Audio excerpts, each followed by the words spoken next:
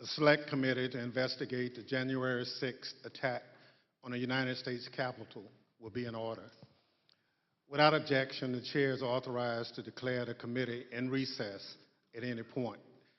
Pursuant to House Deposition Authority Regulation 10, the chair announces the committee's approval to release the deposition material presented during today's hearing. Good afternoon. In our previous hearings, the Select Committee showed that then President Trump applied pressure at every level of government, from local election workers up to his own vice president, hoping public servants would give in to that pressure and help him steal an election he actually lost. Today, we'll tell the story of how the pressure campaign also targeted the federal agency charged with enforcement of our laws, the Department of Justice. We have already covered part of Mr. Trump's effort. We heard from Attorney General Bill Barr tell the story and the committee about the baseless claims Mr. Trump wanted the Justice Department to investigate, and that Mr. Barr viewed those claims as nonsense. Today, we'll hear from Jeffrey Rosen, the person Mr. Trump appointed to run the Justice Department after Attorney General Barr resigned. We'll hear from other senior Justice Department officials also. Together, these public servants resisted Mr. Trump's effort to misuse the Justice Department as part of his plan to hold on to power. And we will show that Trump's demands that the department investigate baseless claims of election fraud continued into January 2021. But Donald Trump didn't just want the Justice Department to investigate. He wanted the Justice Department to help legitimize his lies, to basically call the election corrupt, to appoint a special counsel to investigate alleged election fraud, to send a letter to 6 state legislatures urging them to consider altering the election results. And when these and other efforts failed, Donald Trump sought to replace Mr. Rosen, the acting Attorney General, with a lawyer who he believed would inappropriately put the full weight of the Justice Department behind the effort to overturn the election.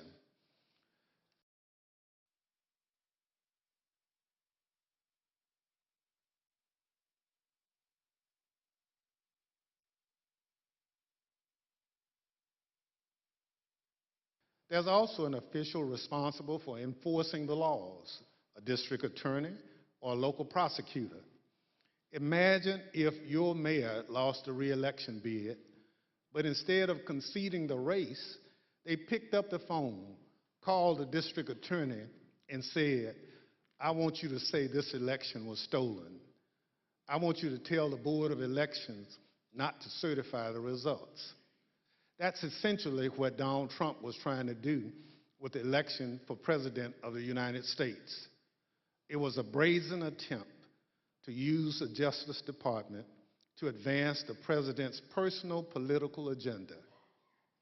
Today, my colleague from Illinois, Mr. Kinzinger, and other witnesses will walk through the Select Committee's findings on these matters. But first, I recognize our distinguished Vice Chair, Ms. Cheney of Wyoming, for any opening statement she's cared to offer. Thank you very much, Mr. Chairman. At this point, our committee has just begun to show America the evidence that we have gathered. There is much more to come, both in our hearings and in our report. But I'd like to take just a moment to put everything we've seen in context.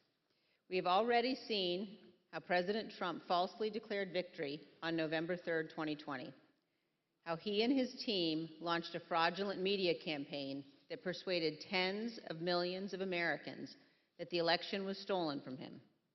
Donald Trump intentionally ran false ads on television and social media, featuring allegations that his advisors and his Justice Department repeatedly told him were untrue. We have also seen how Donald Trump launched a fraudulent fundraising campaign that raised hundreds of millions of dollars against the same false election fraud allegations. We have seen how President Trump and his allies corruptly attempted to pressure Vice President Pence to refuse to count lawful electoral votes and obstruct Congress's proceedings on January 6th, and how he provoked a violent mob to pursue the Vice President and others in our Capitol. We have seen how the President oversaw and personally participated in an effort in multiple states to vilify, threaten, and pressure election officials, and to use false allegations to pressure state legislators to change the outcome of the election.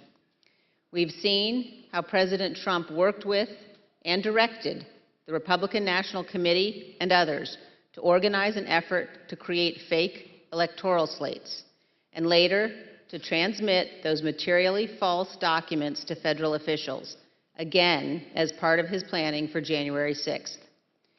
We have seen how President Trump persuaded tens of thousands of his supporters to travel to Washington, D.C. for January 6th.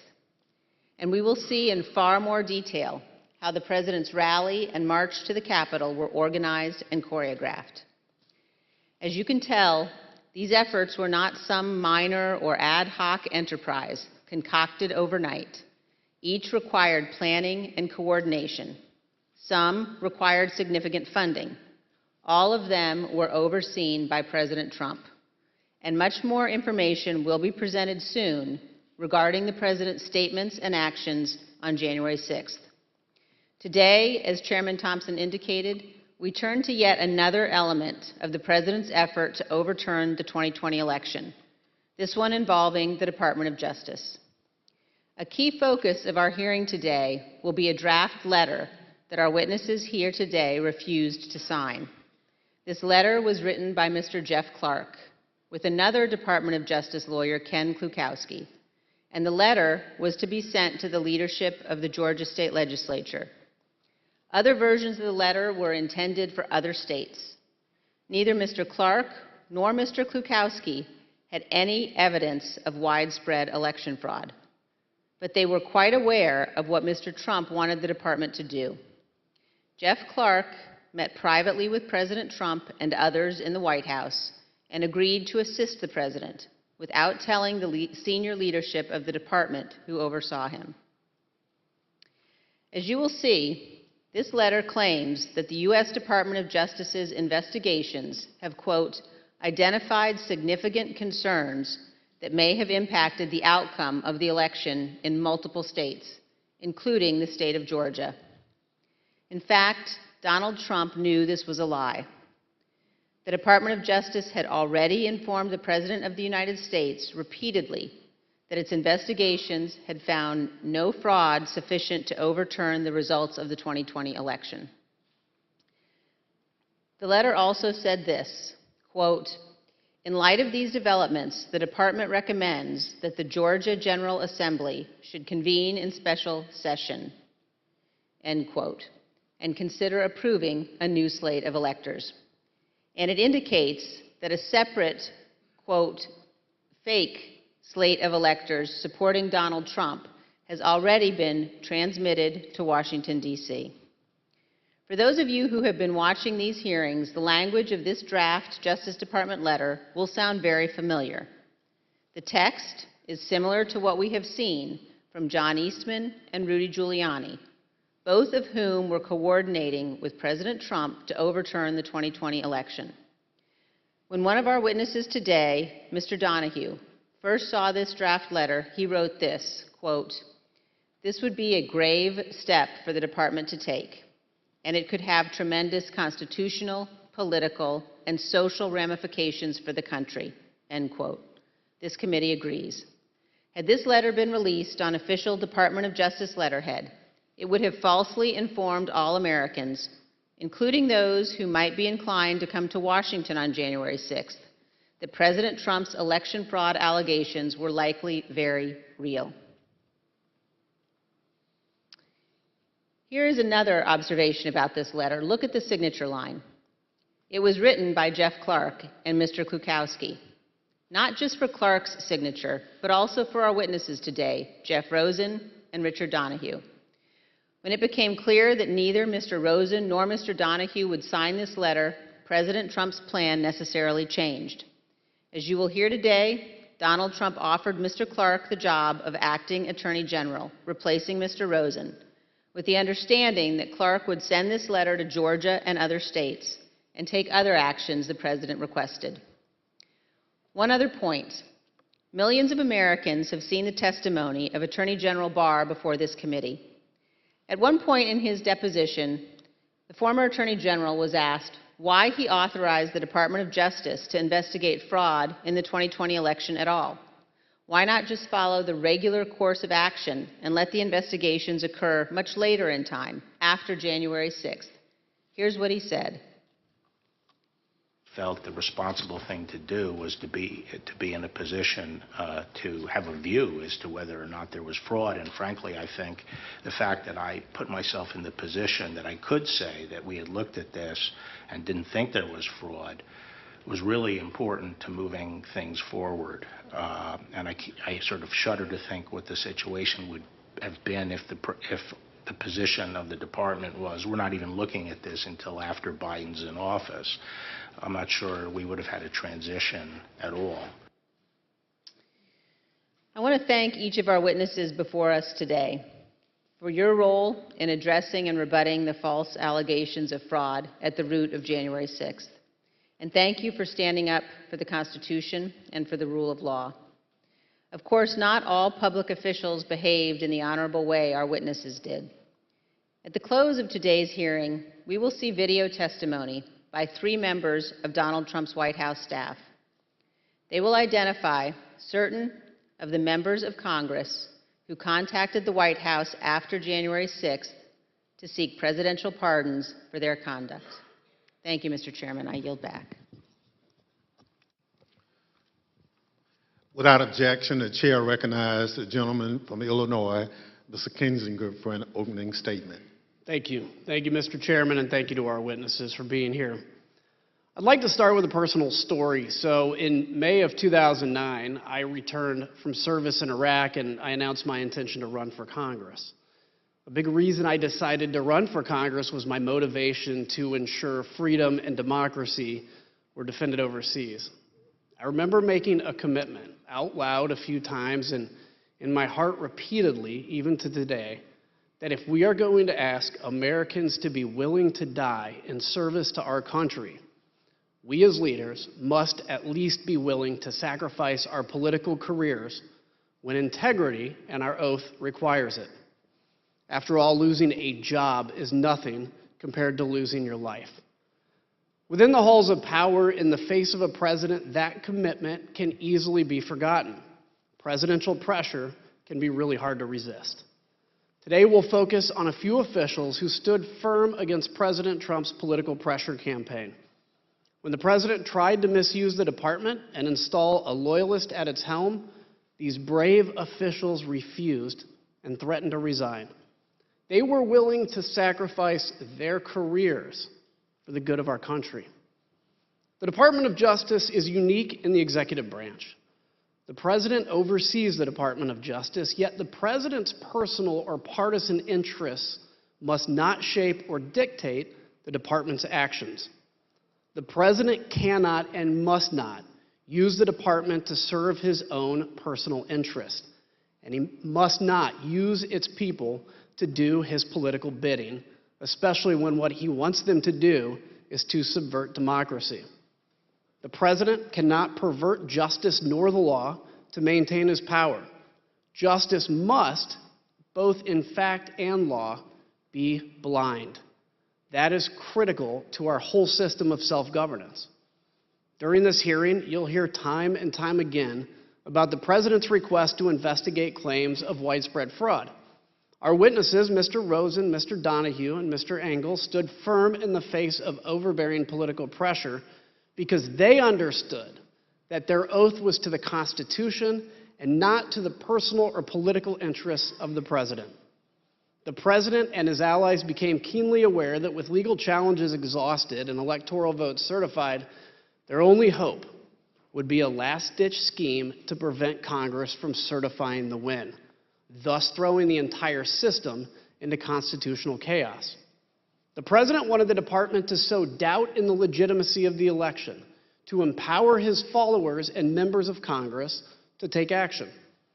If the department could just lend its credibility to the conspiracies, people would have the justification they needed to spread the big lie. So President Trump ultimately wanted the Department of Justice to say the election was, quote, corrupt and, quote, leave the rest to me and the Republican congressmen. As you will hear today, the department's top leadership refused. Not surprisingly, President Trump didn't take no for an answer. He didn't accept it from Attorney General Barr, and he wouldn't accept it from Mr. Rosen either. So he looked for another Attorney General, his third in 2 weeks. He needed to find someone who was willing to ignore the facts. That is not the norm. Let's look at what attorneys general, Democrats and Republicans alike, have said about upholding their oath to the Constitution. Attorney General ultimately owes his loyalty to the integrity of the American people and to the fidelity to the Constitution and the legitimate laws of the country. That's what he's ultimately required to do. I will be an independent Attorney General. I will be the people's lawyer. If, however, there were an issue that I thought were that significant that would compromise my ability to serve as Attorney General in the way that I have described, that as the people's lawyer, I would not hesitate to resign. As you and I discussed, if the President proposed to undertake a course of conduct that was in violation of the Constitution, that would present me with a difficult but not a complex problem. I would have two choices. I could either try to talk him out of it or leave. Those are the choices. The Attorney General's position as a cabinet member is perhaps unique from all of the cabinet members. Yes, a member of the President's cabinet, but the Attorney General has a unique responsibility to provide independent and objective advice to the President or any agency when it is sought, and sometimes perhaps even when it is not sought. Everyone in that video, from Eric Holder to Jeff Sessions, spoke as one about the independence of the department. It's a point of pride at Justice to apply the law without the President's political self-interests, tainting its actions or dictating how it uses its authorities. But President Trump did find one candidate at Justice who seemed willing to do anything to help him stay in power. Let's hear what President Trump's own lawyer, Eric Hirschman, had to say about Jeff Clark's plan to overturn the election. I'd like to advise viewers this video contains some strong language. And when he finished discussing what he planned on doing, I said, good fucking, excuse me, sorry, effing a-hole. Congratulations, you just admitted a first step or act you take as Attorney General would be committing a felony and violating Rule 6C. You're clearly the right candidate for this job. So who's Jeff Clark? An environmental lawyer with no experience relevant to leading the entire Department of Justice. What was his only qualification? That he would do whatever the President wanted him to do, including overthrowing a free and a fair democratic election. President Trump's campaign to bend the Justice Department to his political will culminated in a showdown on January 3rd. Today, we will take you inside that early evening Oval Office meeting where top Justice Department officials met with the President. At stake, the leadership and integrity of the Department of Justice. The meeting took about another 2.5 hours from the time I entered. It was entirely focused on whether there should be a DOJ leadership change. I was sitting directly in front of the President. Jeff Rosen was to my right, Jeff Clark was to my left. He looked at me and he underscored, well, the one thing we know is you're not going to do anything. You don't even agree that the concerns that are being presented are valid. And here's someone who has a different view. So, well, why shouldn't I do that? You know, that's how the discussion then proceeded. Jeff Clark was proposing that Jeff Rosen be replaced by Jeff Clark. And I thought the proposal was asinine. What were Clark's purported bases for why it was in the president's interest for him to step in. What would he do? How would things change, according to Mr. Clark in the meeting? He repeatedly said to the president that if he was put in the seat, he would conduct real investigations that would, in his view, uncover widespread fraud. He would send out the letter that he had drafted, and that this was a last opportunity to sort of set things straight with this defective election, and that he could do it, and he had the intelligence and the will and the desire to pursue these matters in the way that the president thought most appropriate. And he was making a pitch, and every time he would get clobbered over the head, he would say, like a call to order, the president's your decision, you get the chance to make this decision, and you've heard everybody and you can make your determination. And then we jump back in and really clobber him. I made the point that Jeff Clark is not even competent to serve as the Attorney General. He's never been a criminal attorney. He's never conducted a criminal investigation in his life. He's never been in front of a grand jury, much less a trial jury. And he kind of retorted by saying, well, I've done a lot of very complicated appeals and civil litigation, environmental litigation, and things like that. And I said, that's right, you're an environmental lawyer. How about you go back to your office and we'll call you when there's an oil spill. And Pat Cipollone weighed in at one point, I remember saying, that letter that this guy wants to send, that letter is a murder-suicide pact. It's going to damage everyone who touches it. And we should have nothing to do with that letter. I don't ever want to see that letter again. And so we went along those lines. I thought Jeff's proposal, Clark's proposal, was nuts. I mean, this guy said at a certain point, listen, the best I can tell is the only thing you know about environmental and elections challenges is they both start with E. And based on your answer tonight, I'm not even certain you know that. The president said, suppose I do this. Suppose I replace him, Jeff Rosen, with him, Jeff Clark. What do you do? Well, we know these men before us did the right thing. But think about what happens if these justice officials make a different decision. What happens if they bow to the pressure? What would that do to us as a democracy, as a nation? Imagine a future where the president could screen applicants to the Justice Department with one question. Are you loyal to me or to the Constitution? And it wouldn't take long to find people willing to pledge their loyalty to the man. We know many of President Trump's vocal supporters on January 6th also wanted the Justice Department to do whatever he asked, as long as it meant he could stay in power. They made sure Justice Department officials heard his message as they protested loudly in front of the department on their way to the Capitol on January 6th.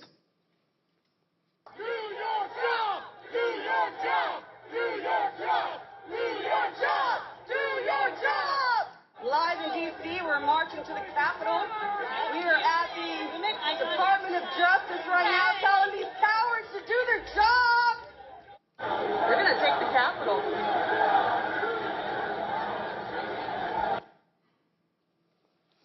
I want to take a moment now to speak directly to my fellow Republicans. Imagine the country's top prosecutor with the power to open investigations, subpoena, charge crimes, and seek imprisonment. Imagine that official pursuing the agenda of the other party instead of that of the American people as a whole. And if you're a Democrat, imagine it the other way around. Today, President Trump's total disregard for the Constitution and his oath will be fully exposed. Now let's get this hearing underway so we can do our part to protect the freedoms that we often take for granted, so that we can see how close we came to losing it all. I now yield back to the chairman. We're joined today by three distinguished witnesses who each served in the Trump administration in the months preceding January 6th. Mr. Jeffrey Rosen served at the Department of Justice from May 2019 until January 2021. With President Trump's nomination and the confirmation of the United States Senate, He became the United States Deputy Attorney General. In December 2020, he took the mantle of Acting Attorney General. Mr. Richard Donahue has served in the Department of Justice for over 14 years. Mr. Donahue was a United States Attorney for the Eastern District of New York, then became Mr. Rosen's Principal Associate Deputy Attorney General, and finally, Acting Deputy Attorney General. Mr. Donahue also served more than 20 years in the United States military, including the 82nd Airborne and the Judge Advocates General Corps. We are also joined by Mr. Stephen Engel, the former Assistant Attorney General for the Office of Legal Counsel. He was nominated by the former president and confirmed by the Senate during the Trump administration. He served from November 2017 to January 2021 and has now returned to private practice. I will now swear in our witnesses. The witnesses will please stand and raise their right hands. Do you swear unaffirmed under penalty of perjury that the testimony you're about to give is the truth, the whole truth, and nothing but the truth, so help you God? Thank you. You may be seated. Let the record reflect the witnesses all answered in the affirmative. I now recognize myself for questions. First of all, gentlemen, thank you for being here today. All of you served at former President Trump's pleasure at the Department of Justice in top leadership positions with tremendous responsibilities. Former Attorney General Bill Barr told the Select Committee that before he left the department in December 2020, he told President Trump on at least 3 occasions there was no evidence of widespread election fraud that would have changed the results of the presidential election, and refuted numerous specific claims of election fraud the president was making. Mr. Rosen, after Mr. Barr announced his resignation, did Donald Trump continue to demand that the Department of Justice investigate his claims of election fraud? Yes, he asserted that he thought the Justice Department had not done enough. Thank you. From the time you took over from Attorney General Barr until January 3rd, how often did President Trump contact you or the department to push allegations of election fraud? So between December 23rd and January 3rd, the president either called me or met with me virtually every day, with 1 or 2 exceptions like Christmas Day. And before that, because I had been announced that I would become the acting attorney general before the date I actually did, the president had asked that Rich Donahue and I go over and meet with him, I believe, on December 15th as well. So after you had some of these meetings and conversations with the president, what things did the president raise with you? So the common element of all of this was the president expressing his dissatisfaction that the Justice Department, in his view, had not done enough to investigate election fraud. But at different junctures, other topics came up at different intervals. So at one point, he had raised the question of having a special counsel for election fraud. At a number of points, he raised requests that I meet with his campaign counsel, Mr. Giuliani. At one point, he raised the whether the Justice Department would file a lawsuit in the Supreme Court. At a couple of junctures, there were questions about making public statements or about holding a press conference. One of the later junctures was this issue of sending a letter to state legislatures in Georgia or other states. And so there were different things raised at different parts of, or different intervals, with the common theme being his dissatisfaction about what the Justice Department had done to investigate election fraud. I will say that the Justice Department declined all of those requests that I was just referencing because we did not think that they were appropriate based on the facts and the law as we understood them. Thank you. So, Mr. Donahue, on December 15th, the day after Attorney General Barr announced his resignation, the President summoned you and Mr. Rosen to the White House. At this meeting with the President, what did he want to discuss? There were a number of topics of discussion that day, Mr. Chairman. Much of the conversation focused on a report that had been recently released relating to Antrim County in Michigan. I believe on December 13th, an organization called the Allied Security Group issued a report that alleged that the Dominion voting machines in that county had a 68% error rate. The report was widely covered in the media. We were aware of it. We obtained a copy of it on the 14th of December, the day prior. We circulated to the U.S. attorneys in Michigan for their awareness. And we had a number of discussions internally, but the conversation with the President on that day, the 15th, was largely focused on that. And he was essentially saying, have you seen this report? He was adamant that the report must be accurate, that it proved that the election was defective, that he in fact won the election, and the department should be using that report to basically tell the American people that the results were not trustworthy. And he went on to other theories as well, but the bulk of that conversation on December 15th focused on Antrim County, Michigan, and the ASOG report. Thank you.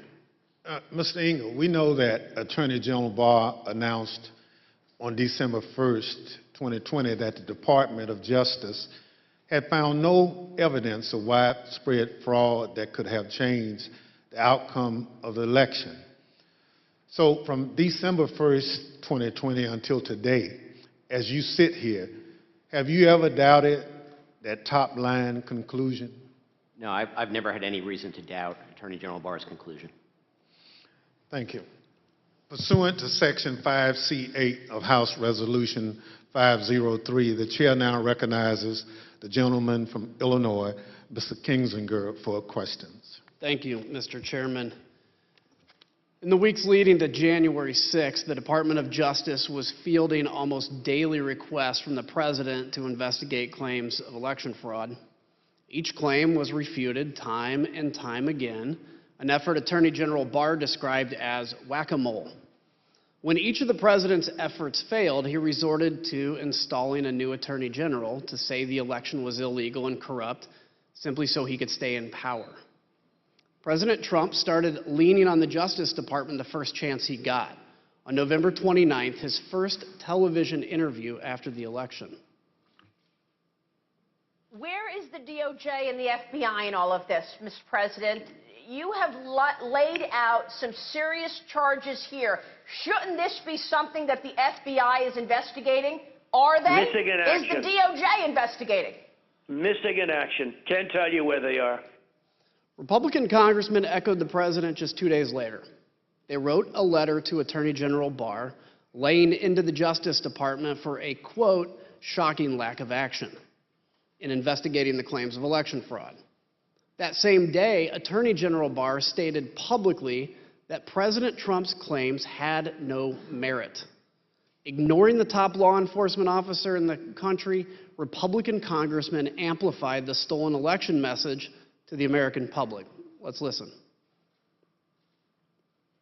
And so there's widespread evidence of fraud because people haven't done their jobs. Durham and Barr will deserve a big notation in history when it's written of the rise and fall of the United States if they don't clean up this mess, clean up the fraud, do your jobs, and save this little experiment in self-government. Again, I join my colleagues in calling on Attorney General Barr to immediately let us know what he's doing. We're already working on challenging the certified electors. And now what about the courts? How pathetic are the courts? January 6th, I'm joining with the fighters in the Congress, and we are going to object to electors from states that didn't run clean elections. Democracy is left undefended if we accept the result of a stolen election without fighting with every bit of vigor we can muster. The ultimate date of significance is January 6th. This is how the process works. The ultimate arbiter here, the ultimate check and balance is the United States Congress. And when something is done in an unconstitutional fashion, which happened in several of these states, we have a duty to step forward and have this debate and have this vote on the 6th of January. Today is the day American patriots start taking down names and kicking ass. Mr. Donahue, on December 27th, you had a 90-minute conversation with the president where he raised false claim after false claim with you and Mr. Rosen. How did you respond to what you called a, quote, stream of allegations? The December 27th conversation was, in my mind, an escalation of the earlier conversations. As the former acting AG indicated, there were a lot of communications that preceded that. As we got later in the month of December, the president's entreaties became more urgent. He became more adamant that we weren't doing our job. We need to step up and do our job.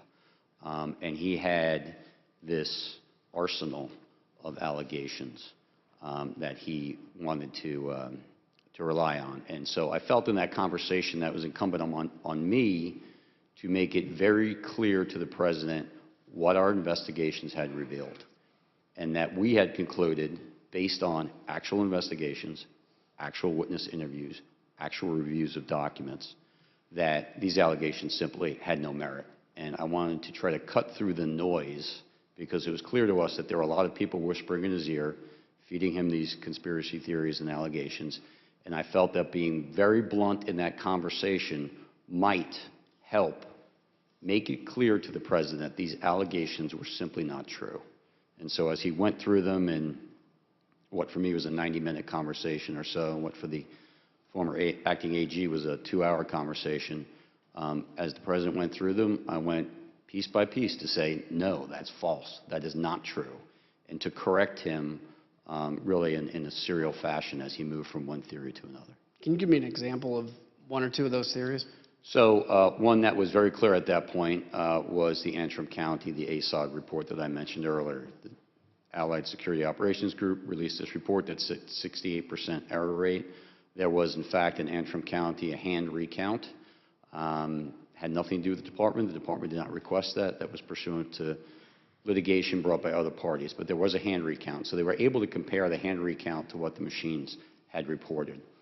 And for the ballots that were actually counted by the machine, more than 15,000, there was one error, one ballot. And I did a quick calculation and came up with 0.0063% error rate, which is well within tolerance.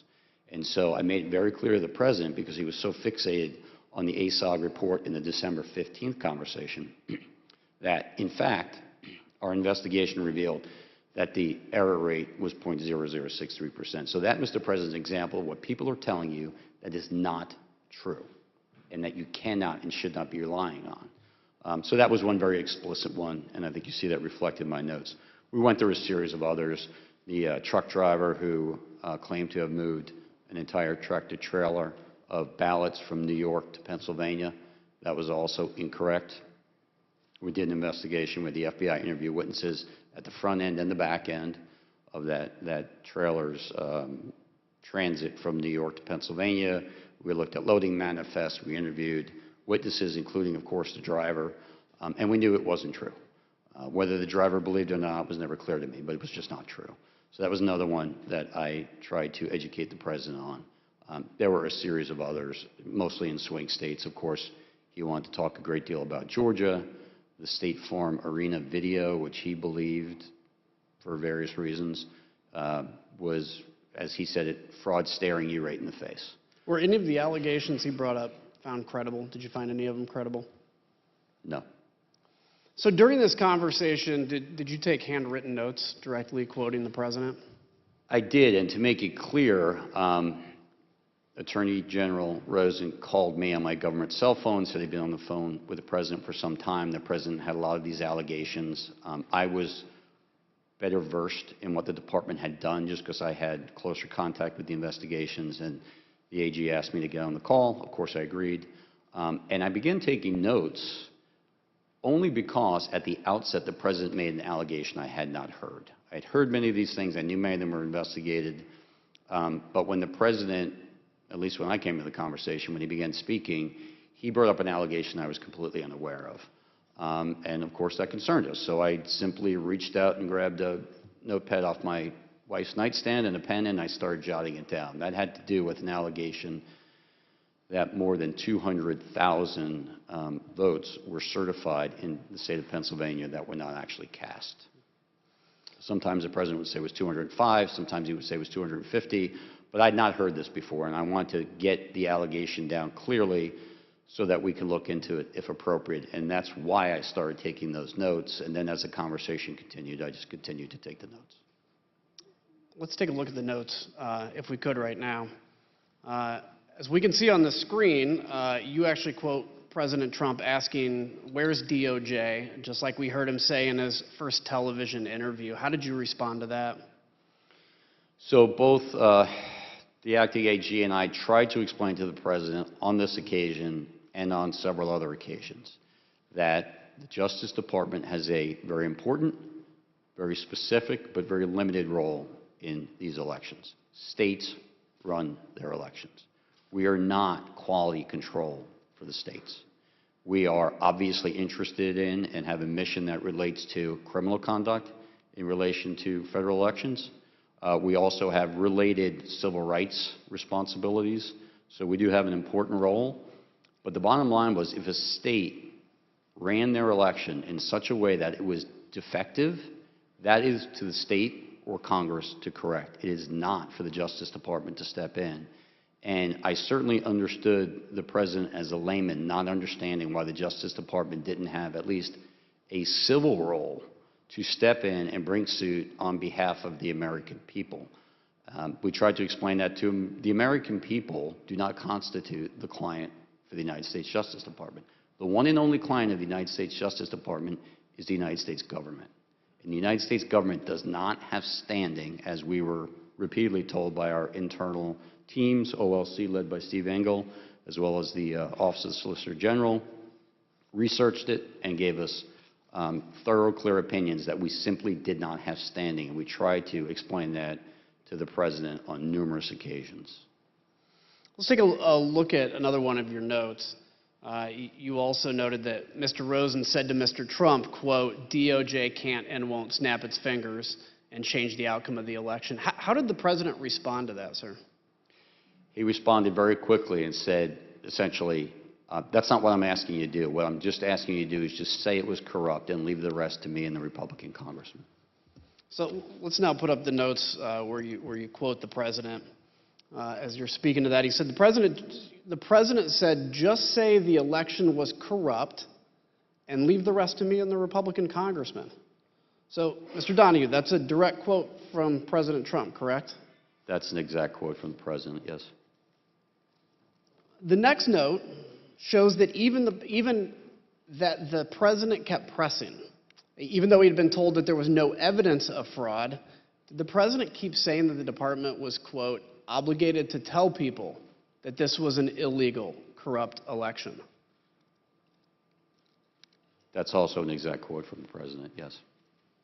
Let me just be clear. Did the department find any evidence to conclude that there was anything illegal or corrupt about the 2020 election? There were isolated instances of fraud. None of them came close to calling into question the outcome of the election in any individual state. And how would you describe the president's demeanor during that call? He was more agitated than he was on December 15th. The president, throughout all of these meetings and telephone conversations, was adamant that he had won and that we were not doing our job. But it did escalate over time until ultimately the meeting on January 3rd, which was sort of the most extreme of the meetings and conversations. So I want to make sure we don't gloss this over. Just say it was corrupt and leave the rest to us.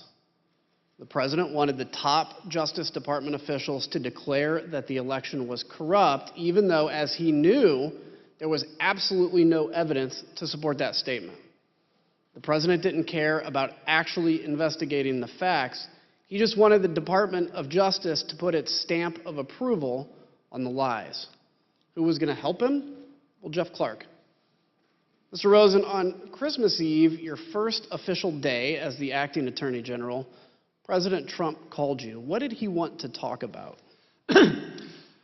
The same things he was talking about publicly. He wanted to talk about that he thought the election had been stolen or was corrupt, and that there was widespread fraud. And I had told him that our reviews had not shown that to be the case.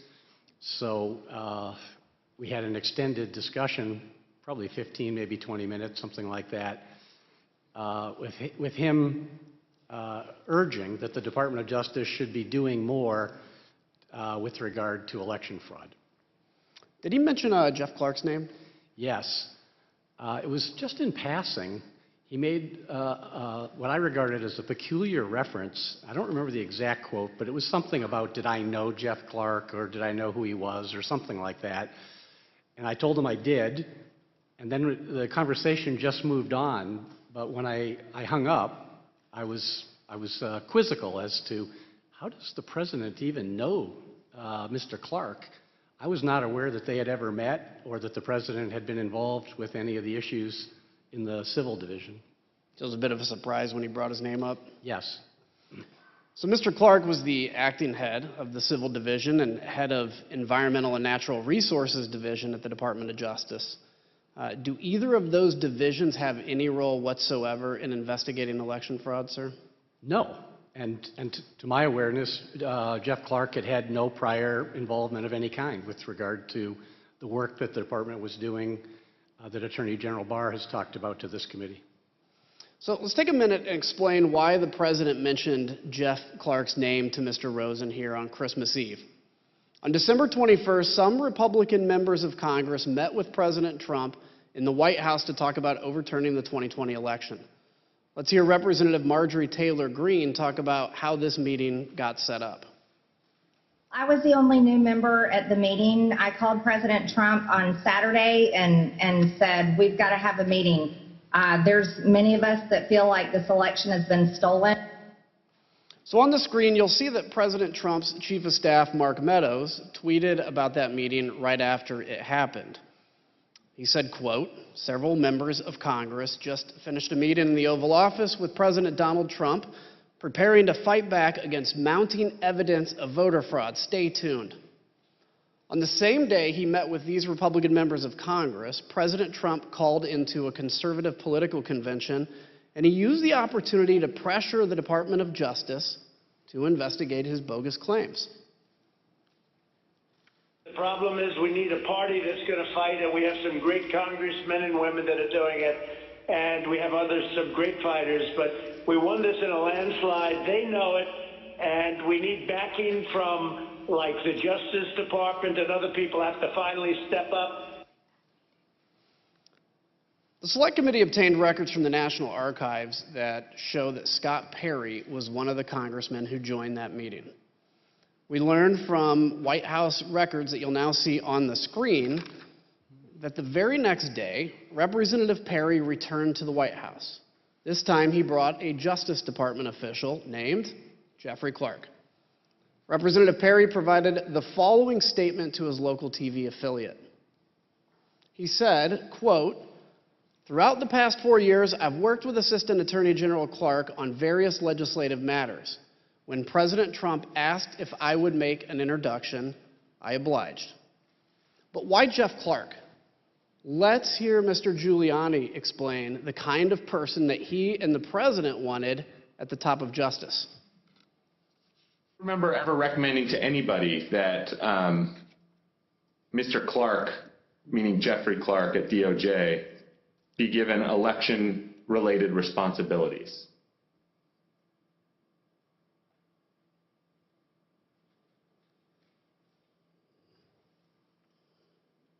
You mean beyond the president? Correct.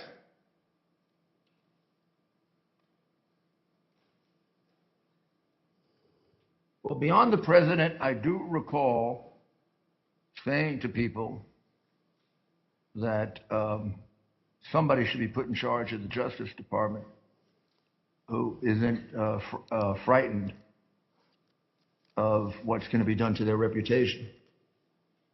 Because the Justice Department was filled with people like that. Should put somebody that's not frightened of what's going to be done to their reputation. Mr. Donahue, when you told the president that you wouldn't pursue baseless claims of fraud, was it because you were worried about your reputation? No, not at all.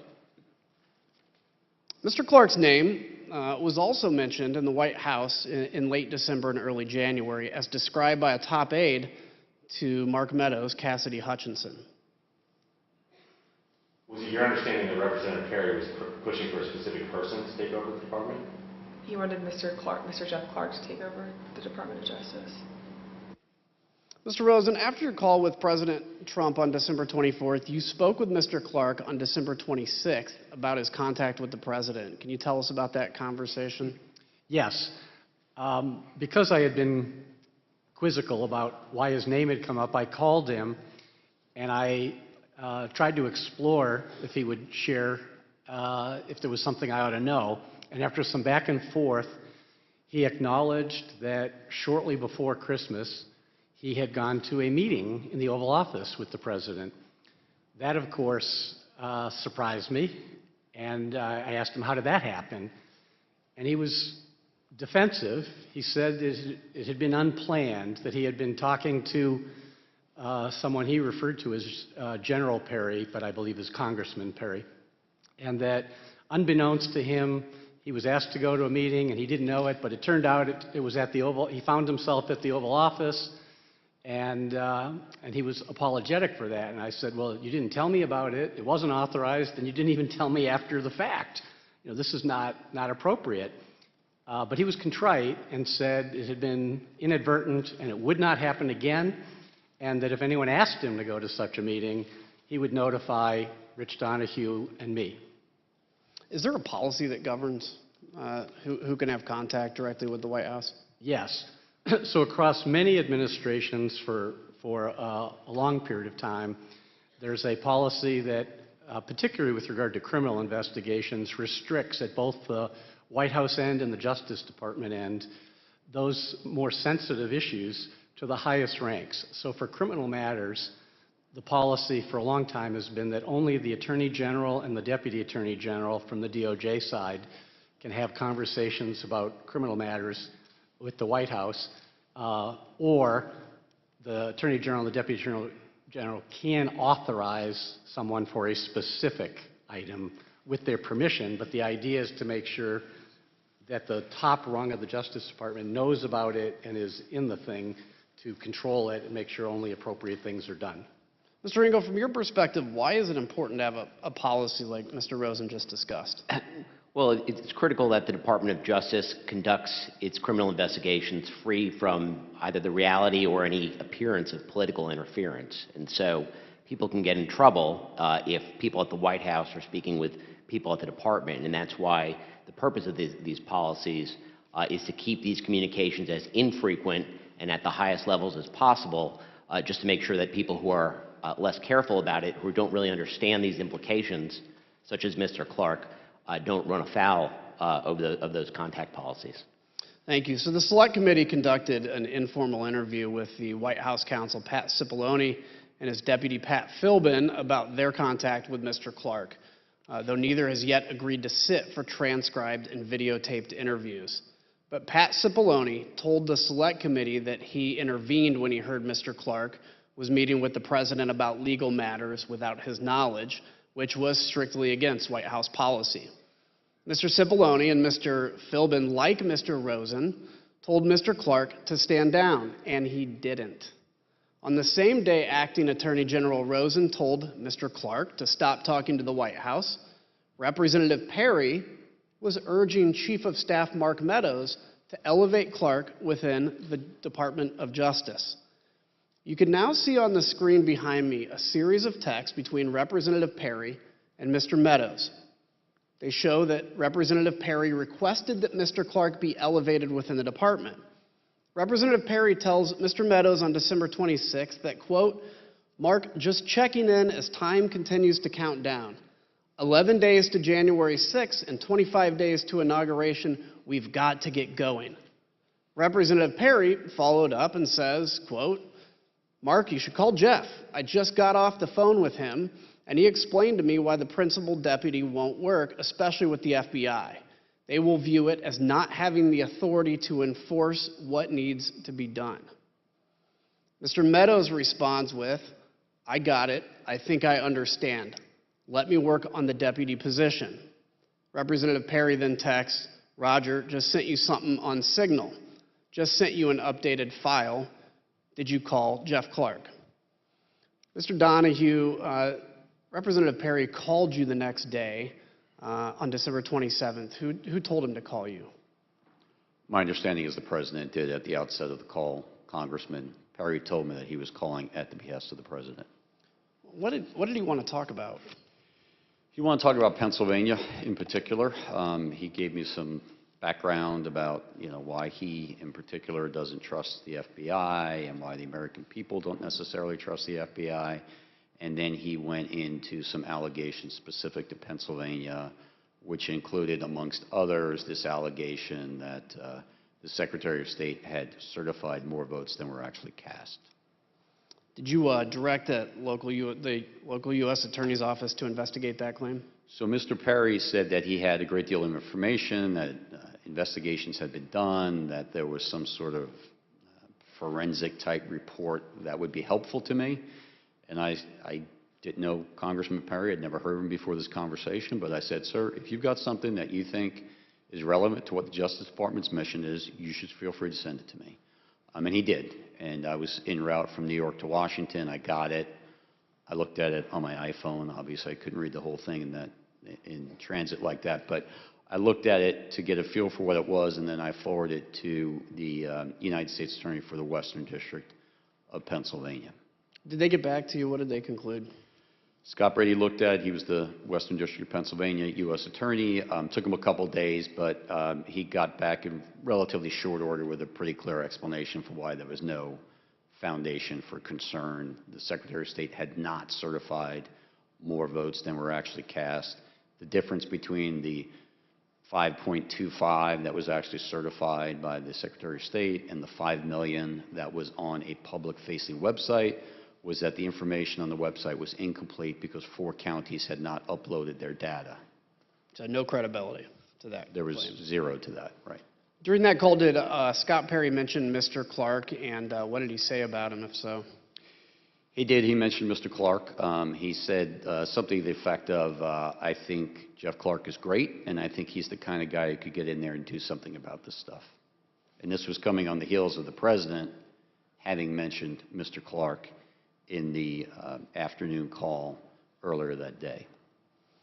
I'd like to yield to the gentlewoman from Wyoming, Vice Chair Cheney. Thank you very much, Mr. Kinzinger. I thank the gentleman for yielding. As we discussed earlier, at the center of Mr. Clark's plan to undo President Trump's election loss was a letter. Mr. Donahue, on December 28th, Mr. Clark emailed you and Mr. Rosen a draft letter that he wanted you to sign and send to Georgia state officials. You testified that this could have, quote, grave constitutional consequences. Mr. Donahue, can you tell us what you meant by that?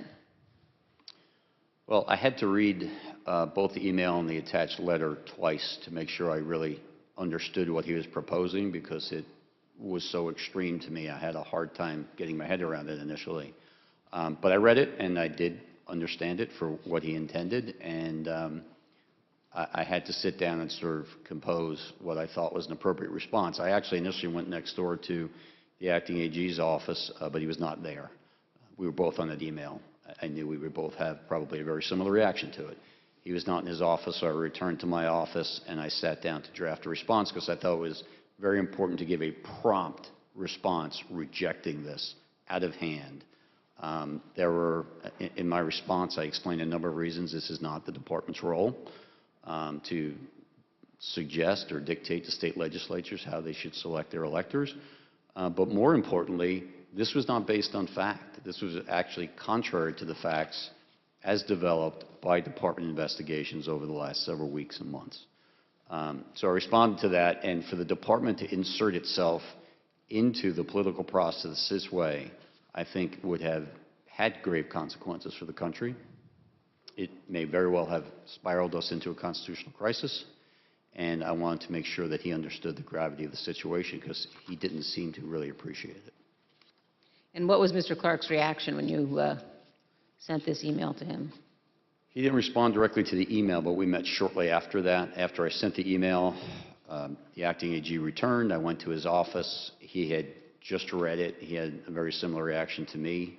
He was exasperated, and he told me that he had told one of his administrative assistants to get Jeff Clark up here. We want to talk to him face-to-face about this. And so the three of us then had a meeting, probably around 1800 that night, in the Deputy Attorney General's conference room. And one of the things that you said to Mr. Clark is, quote, what you are doing is nothing less than the United States Justice Department meddling in the outcome of a presidential election. And I assume you conveyed that to him as well in your meeting that evening? Yes, in those very words. It was a very contentious meeting, but yes, that was said amongst other things. And despite this contentious meeting and your strong reaction to the letter, did Mr. Clark continue to push his concept in the coming days? He did, yes. We had subsequent meetings and conversations. The acting AG probably had more contact with him than I did, but between the 28th and the 2nd, when we had another in-person meeting, he clearly continued to move down this path. He began calling witnesses and apparently conducting investigations of his own. He got a briefing from DNI about purported foreign intelligence interference. And we thought perhaps once it was explained to him that there was no basis for that part of his concern, that he would retreat. But instead he doubled down and said, well, okay, so there's no foreign interference. I still think there are enough allegations out there that we should go ahead and send this letter, which shocked me even more than the initial one, because you would think after a couple days of looking at this, he, like we, would have come to the same conclusion that it was completely unfounded. And when you learned that he had been calling witnesses and conducting investigations on his own, did you confront him? Yes. And what was his reaction? He got very defensive. You know, as I said, there were a series of conversations through that week. I certainly remember very specifically the conversation in the meeting on January 2nd. That got even more confrontational, but he was defensive and, you know, similar to his earlier reaction when I said this is nothing less than Justice Department meddling in an election, his reaction was, I think a lot of people have meddled in this election. And so he kind of clung to that and then spewed out some of these theories, some of which we'd heard from the president, but others which were floating around the internet and media, and just kept insisting that the department needed to act and needed to send those letters. The committee has also learned that Mr. Clark was working with another attorney at the department named Ken Klukowski, who drafted this letter to Georgia with Mr. Clark. Mr. Klukowski had arrived at the department on December 15th with just 36 days left until the inauguration. He was specifically assigned to work under Jeff Clark. And Mr. Klukowski also worked with John Eastman, who we showed you at our hearing last week was one of the primary architects of President Trump's scheme to overturn the election. The Georgia letter that we've been discussing specifically talks about some of Dr. Eastman's theories, including, quote, the purpose of the special session the department recommends would be for the General Assembly to determine whether the election failed to make a proper and valid choice between the candidates, such that the General Assembly could take whatever action is necessary to ensure that one of the slates of electors cast on December 14th will be accepted by Congress on January 6th. The committee has also learned that the relationship between Dr. Eastman and Mr. Klukowski persisted after Mr. Klukowski joined the Justice Department. Let's take a look at an email recommending that Mr. Klukowski and Dr. Eastman brief Vice President Pence and his staff. Other recipients of this email included the Chief of Staff to Congressman Louis Gohmert. And the email says, As stated last week, I believe the Vice President and his staff would benefit greatly from a briefing by John and Ken. As I also mentioned, we want to make sure we don't overexpose Ken, given his new position. This email suggests that Mr. Klukowski was simultaneously working with Jeffrey Clark to draft the proposed letter to Georgia officials to overturn their certified election, and working with Dr. Eastman to help pressure the Vice President to overturn the election. I want to thank all of our witnesses for being here today and for answering our questions about this letter and other issues. We asked Mr. Clark some of the same questions that we've asked you, and here's how he answered. Did you discuss this draft letter to Georgia officials with the President of the United States? Fifth, and executive privilege, again, just restated for the abundance of caution. Okay, if you look again at the draft letter, in the first paragraph, second sentence says, the department will update you as we are able on investigatory progress, but at this time we have identified significant concerns that may have impacted the outcome of the election in multiple states, including the state of Georgia. Isn't that in fact contrary to what Attorney General Barr had said on December 1st, 2020? Fifth. Mr. Chairman, I yield back. Mr. Chairman, I reserve. Pursuant to the order of the committee of today, the chair declares the committee in recess for a period of approximately 10 minutes.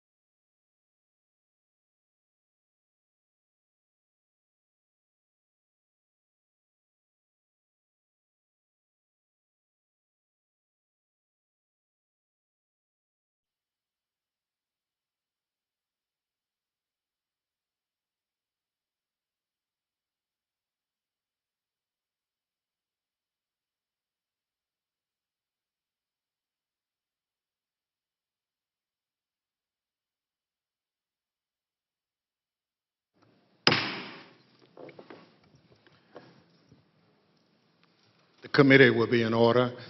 The chair recognizes the gentleman from Illinois. Thank you, Mr. Chairman. Mr. Chairman, around the time Mr. Clark was pushing for the department to send the Georgia letter, the president and his supporters were pressuring the Justice Department to take other actions to change the outcome of the 2020 election. Mr. Engel, you were the head of the Office of Legal Counsel. Can you first off explain your role? What is that? Sure.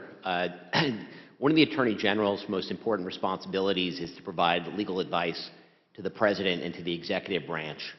As a practical matter, given the responsibilities of the Attorney General, the Assistant Attorney General for the Office of Legal Counsel exercises that job on a day-to-day basis. And so, in addition, the head of OLC often functions as a general counsel, essentially to the Attorney General, and so is often, the chief legal advisor to the AG, as well as, the White House and the executive branch more broadly.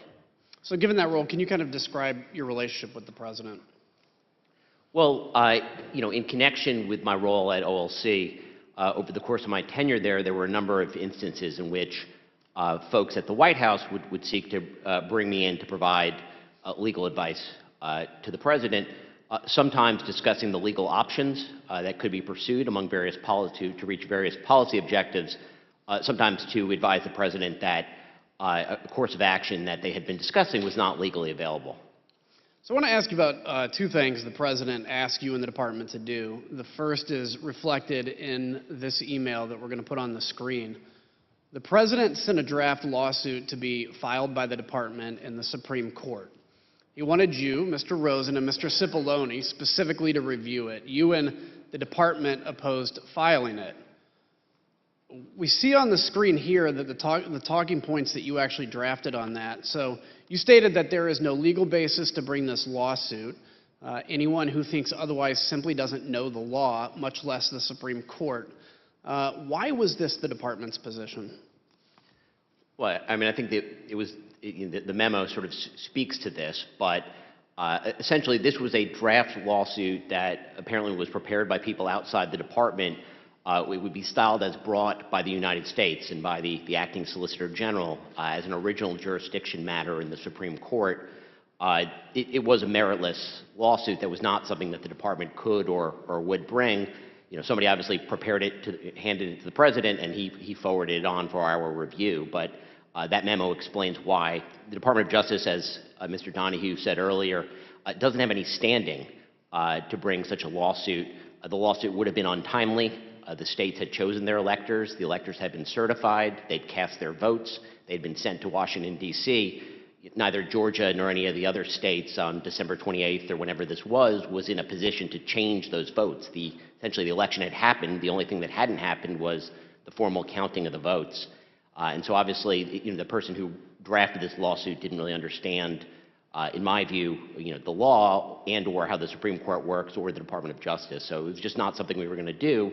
And the acting Attorney General asked me to prepare a memo with talking points so that he could explain our reasons when he spoke with the president about this. So would you say it was an unusual request?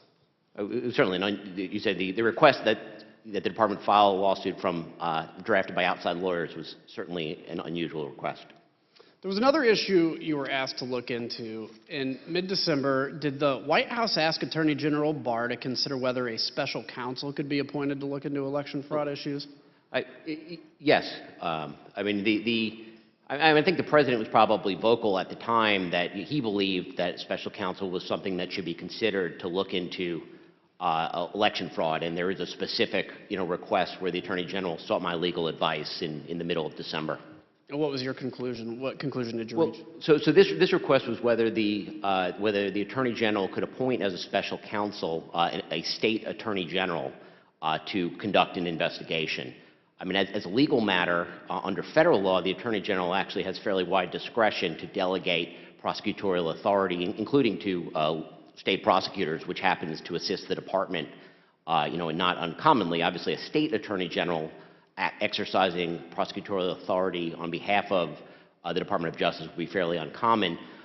When we looked at the issue, what we saw is actually that the state law, the state was Louisiana, that the state law precluded the Louisiana Attorney General from accepting any position, any official position on behalf of the United States government. So that answered the question that it was not legally available. So during your time at the department, was there ever any basis to appoint a special counsel to investigate President Trump's election fraud claims? Well, neither Attorney General Barr nor Acting Attorney General Rosen did appoint a special counsel.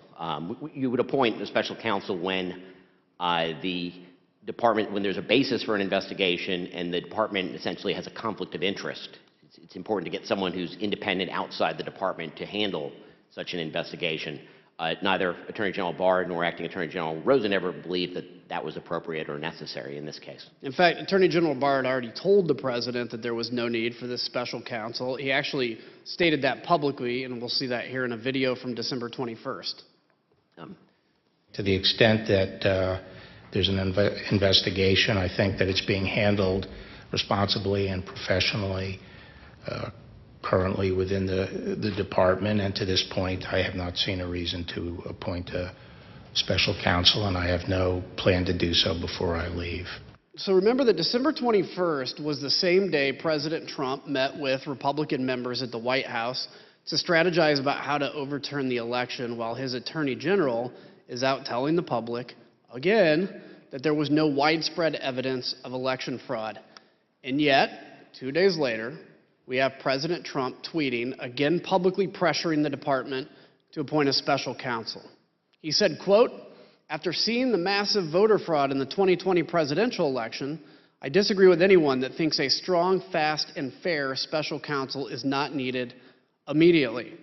This was the most corrupt election in the history of our country, and it must be closely examined."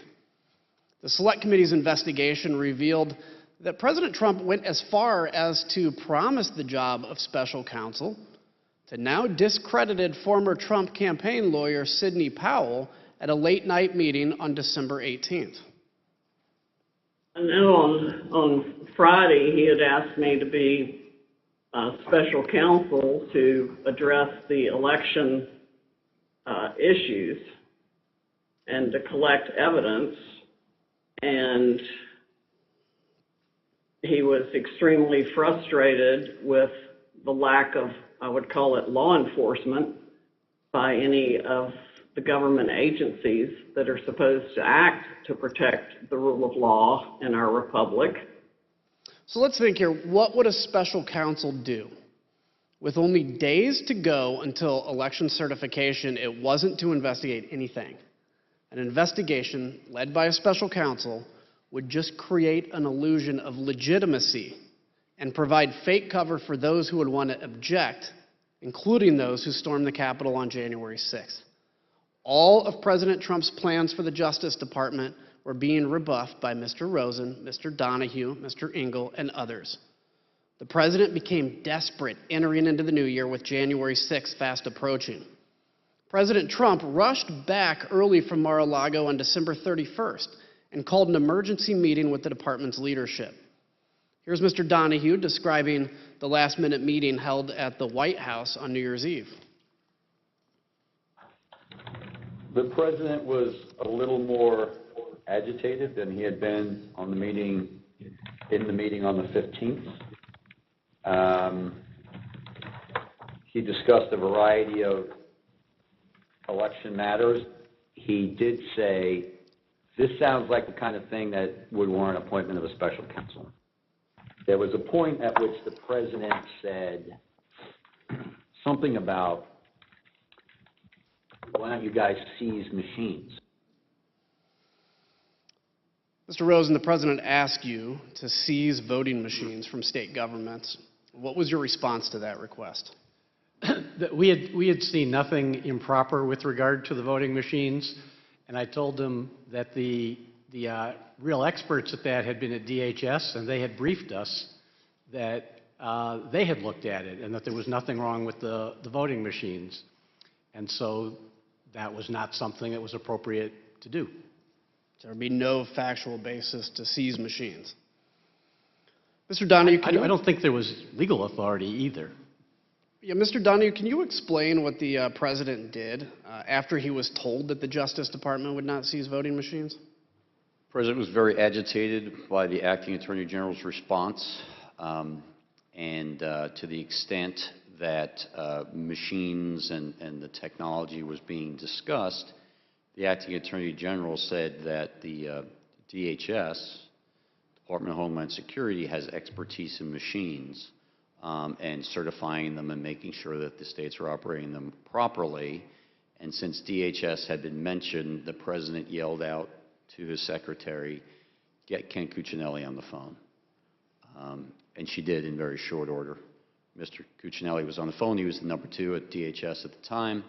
I was on the speakerphone, and the president essentially said, "Ken, I'm sitting here with the acting Attorney General. He just told me it's your job to seize machines, and you're not doing your job." And Mr. Cuccinelli responded. Mr. Rosen, did you ever tell the president that the Department of Homeland Security could seize voting machines? No, certainly not. Mr. Donahue, during this meeting, did the president tell you that he would remove you and Mr. Rosen because you weren't declaring there was election fraud? Toward the end of the meeting, the president, again, was getting very agitated, and he said, "People tell me I should just get rid of both of you. I should just remove you and make a change in the leadership, put Jeff Clark in, maybe something will finally get done." And I responded, as I think I had earlier in the December 27th call, "Mr. President, you should have the leadership that you want. But understand, the United States Justice Department functions on facts, evidence, and law. And those are not going to change. So you can have whatever leadership you want, but the department's position is not going to change." The president's White House counsel, Pat Cipollone, was also present. Do you remember what his position was? Pat was very supportive. Pat Cipollone, throughout these conversations, was extremely supportive of the Justice Department. He was consistent. I think he had an impossible job at that point, but he did it well, and he always sided with the Justice Department in these discussions. So let's pause for a second. It's New Year's Eve. President Trump is talking about seizing voting machines and making the same demands that had already been shot down by former Attorney General Barr on at least 3 occasions, and by Mr. Rosen and Mr. Donahue on multiple other occasions. Claim after claim knocked down, but the president didn't care. The next day, Chief of Staff Mark Meadows sent a flurry of emails to you, Mr. Rosen, asking that the department look into a new set of allegations. We're going to put those emails here on the screen. Here we see 3 requests made on January 1st. One email is a request from Mr. Meadows to you, Mr. Rosen, to send Jeff Clark to Fulton County. What did you do with this request? Well, really nothing. Certainly didn't send Mr. Clark to Fulton County, but that email was the first corroboration I had seen of Mr. Clark had told me at that point that the president was considering making the change by Monday, January 4th. So Mr. Meadows' email was something of a corroboration that there were discussions going on that I had not been informed about by Mr. Clark or anybody else. Interesting. The second request that you have is to have the Department of Justice lawyers investigate allegations of fraud related to New Mexico. Mr. Rosen, did you have concern about these emails? Yes. Really 2 concerns about that one. One was that it was coming from a campaign or political party, and it was really not our role to function as an arm of any campaign for any party or any campaign. That wasn't our role, and that's part of why I had been unwilling to meet with Mr. Giuliani or any of the campaign people before. And the other part was, it was another one of these ones where lots of work had already been done, and I thought it was a rehash of things that had been debunked previously. So the final email here included a completely baseless conspiracy theory that an Italian defense contractor uploaded software to a satellite that switched votes from Trump to Biden. The Select Committee investigation found that this wild, baseless conspiracy theory made it from the recesses of the internet to the highest echelons of our government. On December 31st, Mr. Meadows received this internet conspiracy theory from Representative Perry. On the screen now is the text that Representative Perry sent to Mr. Meadows, copying a YouTube link with the message, quote, "Why can't we just work with the Italian government?" The next day, the president's chief of staff sent the YouTube link to Mr. Rosen, who forwarded it to Mr. Donahue. Mr. Donahue, did you watch this video? I did, Congressman. How long was the video? Approximately 20 minutes. Let's just take a look at an excerpt of that video, if we may. What's being said out of Rome, out of Italy, is that this was done in the U.S. Embassy.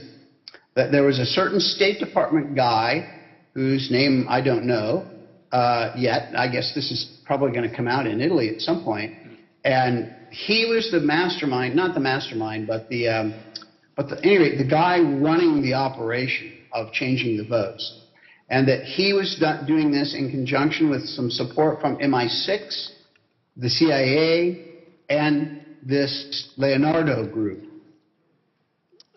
Mr. Donahue, what was your reaction when you watched that entire 20-minute video? I emailed the acting attorney general and I said pure insanity, which was my impression of the video, which was patently absurd. Mr. Rosen, you were asked by Mr. Meadows to meet with Mr. Johnson, who is the person in that video. What was your reaction to that request? So ordinarily, I'd get an email like this and there was no phone call. It would just, come over the transom. But this one, he called me, Mr. Meadows, and asked me to meet with Mr. Johnson. And I told him this whole thing about Italy had been debunked, and that should be the end of that, and I certainly wasn't going to meet with this person. And he initially seemed to accept that. He said, well, why won't you meet with him? I said, because if he has real evidence, which this video doesn't show, he can walk into an FBI field office anywhere in the United States. There's 55 of them. And he said, okay. But then he called me back a few minutes later and complained and said, I didn't tell you, but this fellow Johnson is working with Rudy Giuliani, and Mr. Giuliani is really offended that you think they have to go to a FBI field office. That's insulting. So couldn't you just have the FBI or you meet with these guys?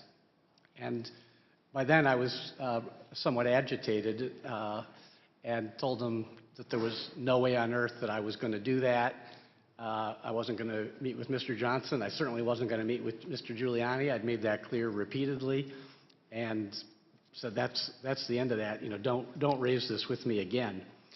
And so, because Mr. Donahue and I had been exchanging our views about this, I think it was 7:13 on a Friday night of New Year's Day. I had run out of patience, and I sent the email that you're talking about, where I made pretty clear that I had no interest in doing anything further with this. Just to button this up, Mr. Donahue, did you receive a follow-up call from a Department of Defense official about this conspiracy? I did. I believe it was that same day. Can you give details on that at all? I received a telephone call from Kash Patel, who I know was a DOD official at that time, worked for, I believe, Acting Secretary of Defense Miller, and he didn't know much about it. He basically said, do you know anything about this Italy thing and what this is all about? And I informed him that the Chief of Staff had raised the issue with us in his office on December 29th, that we had looked into it a little bit. We had run the name that was provided to us by the Chief of Staff. I learned that that individual was in custody in Italy. He had been arrested for a cyber offense of some sort in Italy. The allegation was that he had been exfiltrating data from his company. He was either an employee or a contractor of that company, and he was in custody. That the whole thing was very, very murky at best, and the video was absurd. But that we, the department, were not going to have anything to do with it, and DOD should make up its own mind as to what they're going to do. But I made it clear to him that I didn't think it was anything worth pursuing. She called the video absurd, and despite the absurdity of that conspiracy theory, we learned that Mr. Meadows discussed it frequently in the White House. And Mr. Meadows didn't let the matter go. The request went from the Department of Justice to the Secretary of Defense, Christopher Miller. As you'll hear, Secretary Miller actually reached out to a high-ranking official based in Italy to follow up on this claim. to ask for him was, can you call out the defense attaché Rome and find out what the heck's going on, because I'm getting all these weird, crazy reports, and probably the guy on the ground knows more than anything. The Select Committee confirmed that a call was actually placed by Secretary Miller to the attaché in Italy to investigate the claim that Italian satellites were switching votes from Trump to Biden. This is one of the best examples of the lengths to which President Trump would go to stay in power. Scouring the internet to support his conspiracy theories shown here, as he told Mr. Donahue in that December 27th call, quote, "You guys may not be following the internet the way I do." President Trump's efforts to this point had failed. Stonewalled by Mr. Rosen and Mr. Donahue, President Trump had only one option. He needed to make Clark acting Attorney General. Mr. Rosen, during a January 2nd meeting with Mr. Clark, did you confront him again about his contact with the president? And if so, can you describe that? So at this point, Mr. Clark had told us that the president had asked him to consider whether he would be willing to replace me, supposedly on a timetable by Monday, the 4th.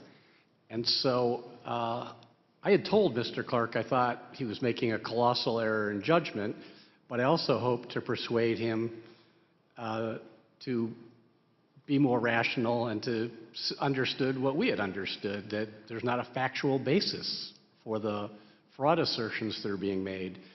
So at this meeting, Mr. Donahue and I met with Mr. Clark, and I guess my hopes were disappointed in that Mr. Clark continued to express the view that he thought there was fraud, even though he had not been a participant in the department's review of that, and that he was dissatisfied that we knew what we were doing.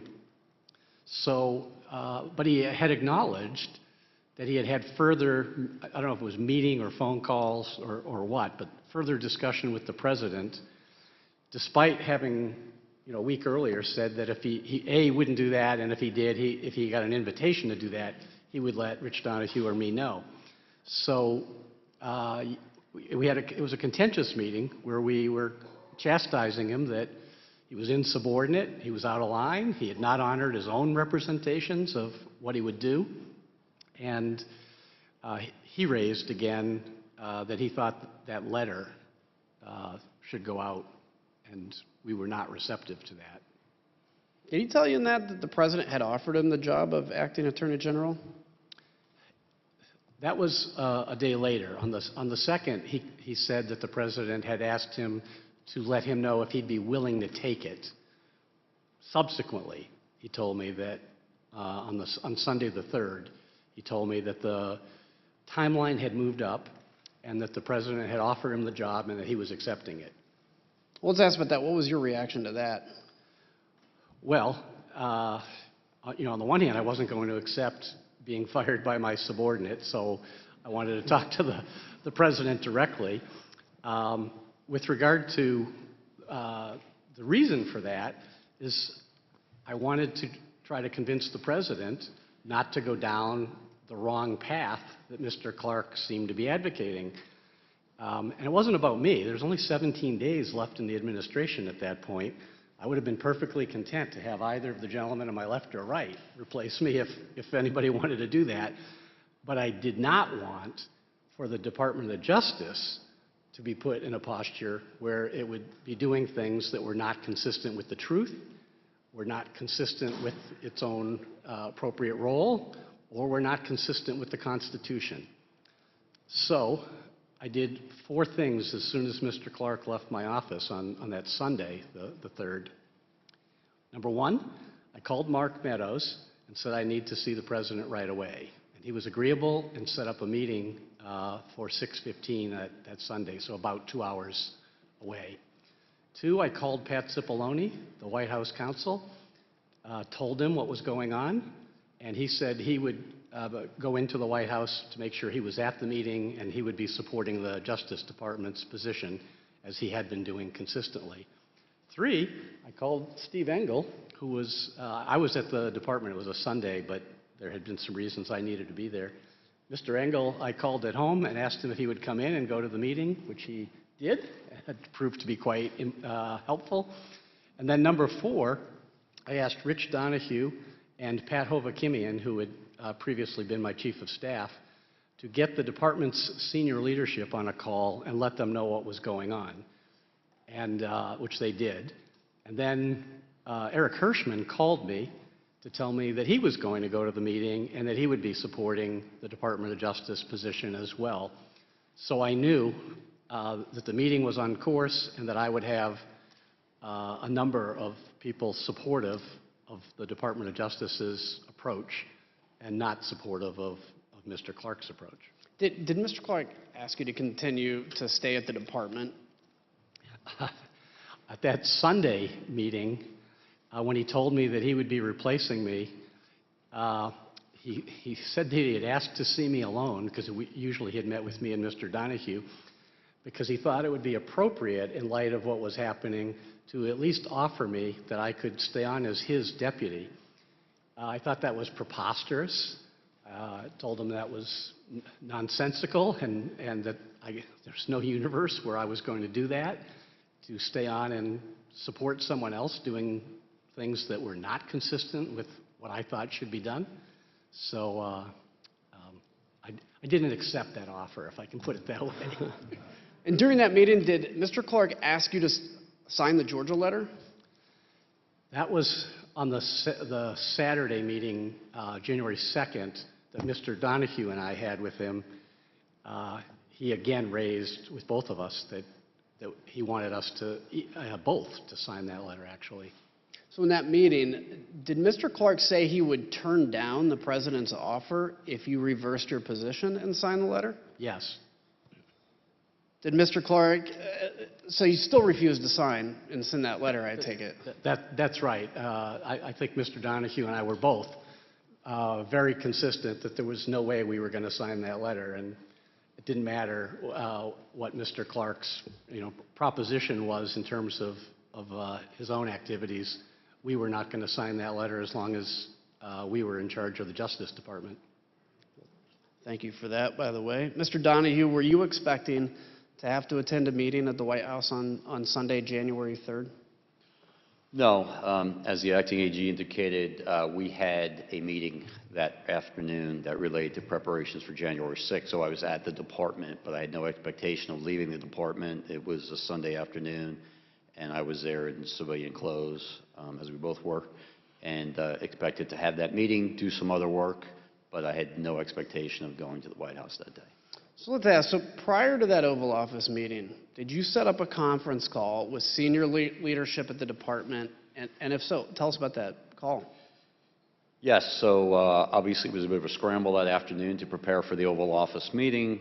We had discussed on several occasions, the acting Attorney General and I, whether we should expand the circle of people who knew what was going on. It was very important that Steve Engel know, and that's why I reached out to Steve on December 28th, because if Mr. Rosen were removed from the seat and the President did not immediately appoint someone else to serve as Attorney General, just by function of the department's chain of succession, Mr. Engel would be in the seat. We wanted to make sure he knew what was going on should that occur. So the three of us knew. We also brought Pat Hovakimian in, so the four of us knew. But no one else, aside from Jeff Clark, of course, knew what was going on until late that Sunday afternoon. We chose to keep a close hold because we didn't want to create concern or panic in the Justice Department leadership.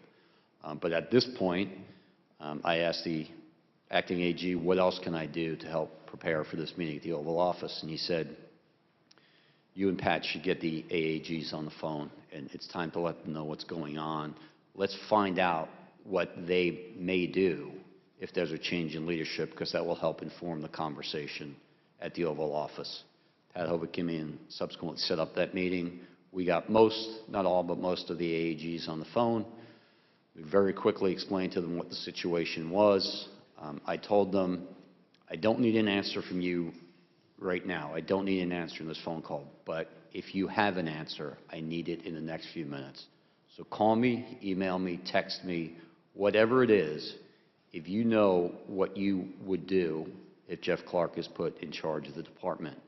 And immediately, Eric Dryben, who was the AAG of the Civil Rights Division, said, I don't need to think about it.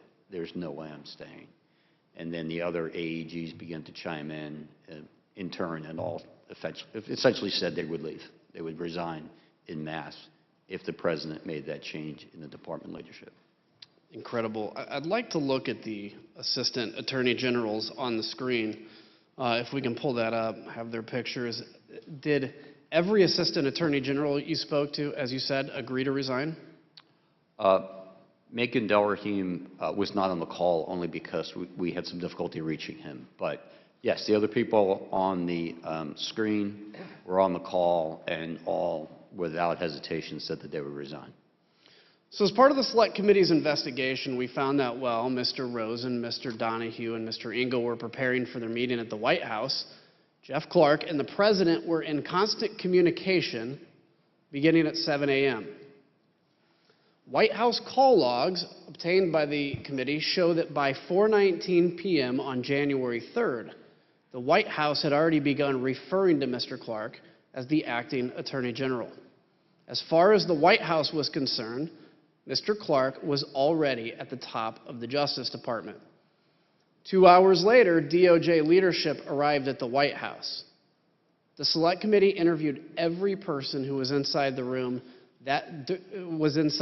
during this Sunday evening Oval Office meeting. Mr. Cipollone told the committee that he was, quote, unmistakably angry during the meeting, and that he, along with Eric Hirschman and Mr. Donahue, quote, forcefully challenged Mr. Clark to produce evidence of his election fraud theories. Mr. Rosen, can you describe how that meeting started? Yes.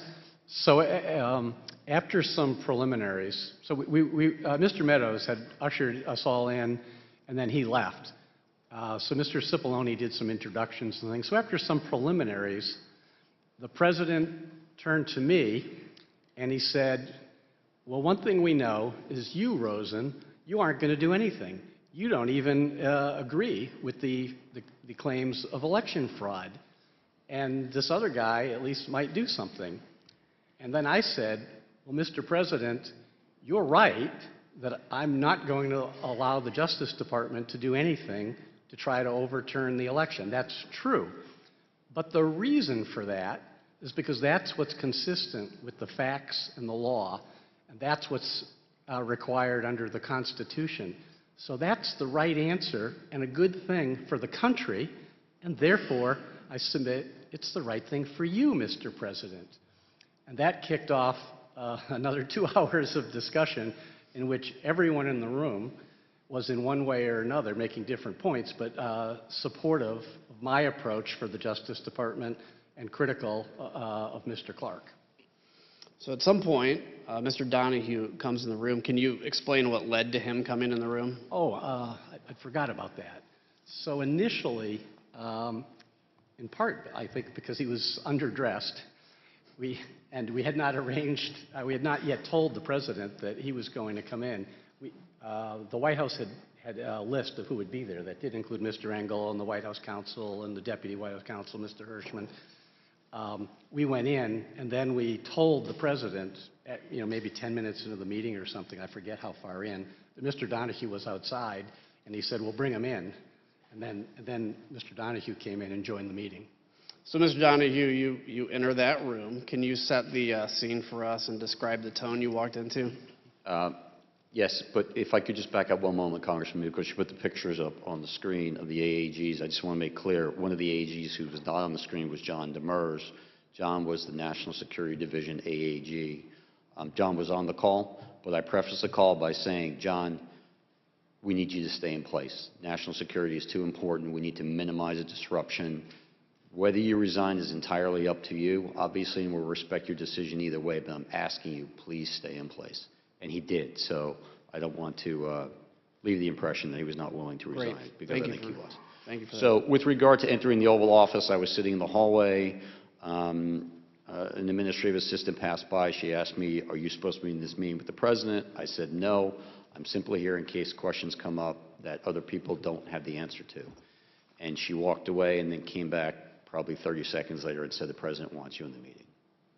I proceeded into the Oval Office. took probably 2 or 3 steps in, and I stopped because I was, as the AG said, not exactly properly attired. I was wearing jeans and muddy boots and an Army T-shirt, and I never would arrive in the Oval Office this way. I said, Mr. President, I apologize. I'm sorry. I didn't know I was going to be here. And he said, no, no, no, just come in, come in, come in. And so I went in. I attempted to take a seat on one of the couches that are behind the chairs arrayed in front of the president's desk.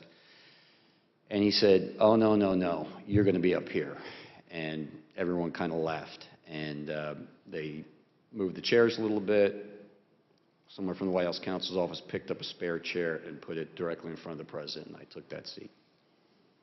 Was there discussion about Mr. Clark? Can you kind of enlighten some of what that discussion was? Yes. So the conversation at this point had moved beyond the specific allegations, whether it was State Farm Arena or Antrim County or Pennsylvania or whatever. We had discussed those repeatedly, and that was backdrop to the conversation. But the conversation at this point was really about whether the president should remove Jeff Rosen and replace him with Jeff Clark. And everyone in the room, I think, understood that that meant that letter would go out.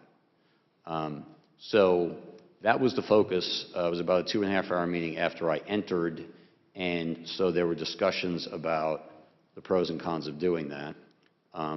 Early on, the president said, what do I have to lose? And it was actually a good opening because I said, Mr. President, you have a great deal to lose. And I began to explain to him what he had to lose, and what the country had to lose, and what the department had to lose. And this was not in anyone's best interest. That conversation went on for some time.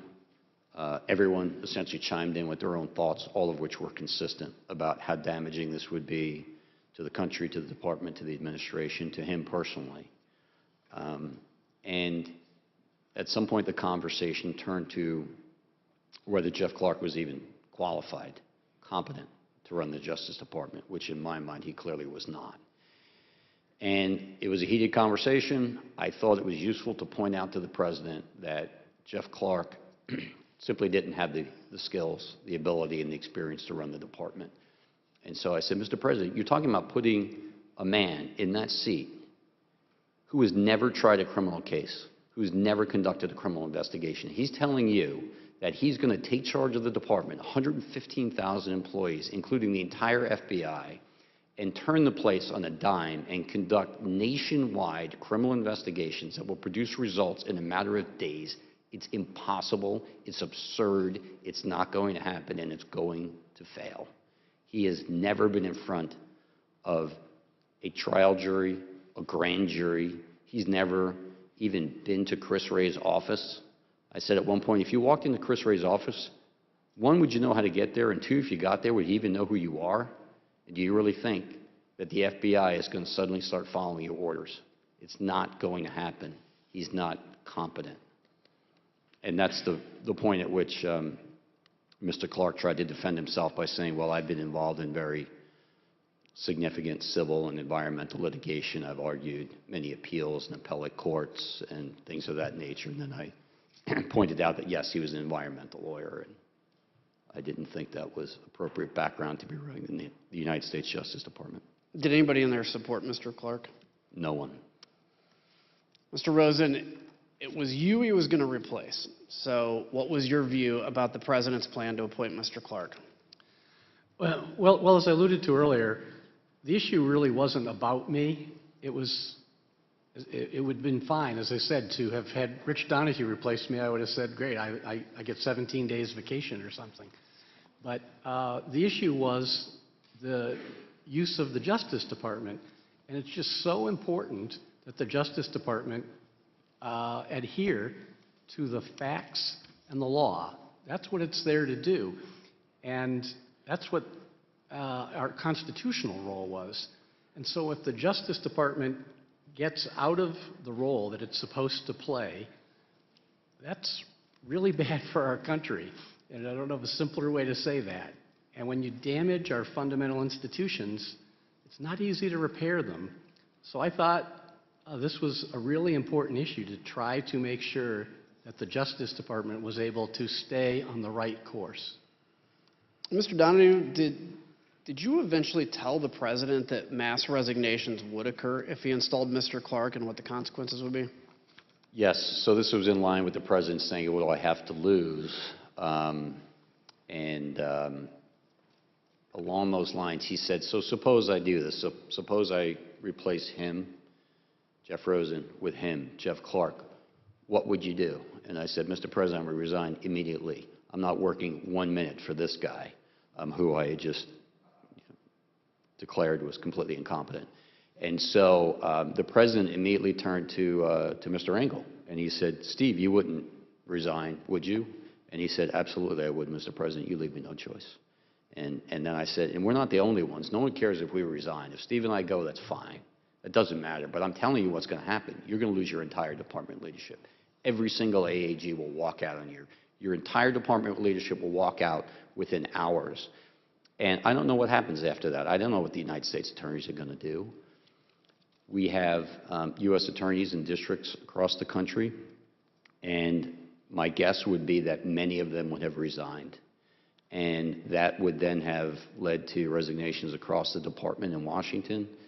And I said, Mr. President, within 24, 48, 72 hours, you could have hundreds and hundreds of resignations of the leadership of your entire Justice Department because of your actions. What's that going to say about you? Wow.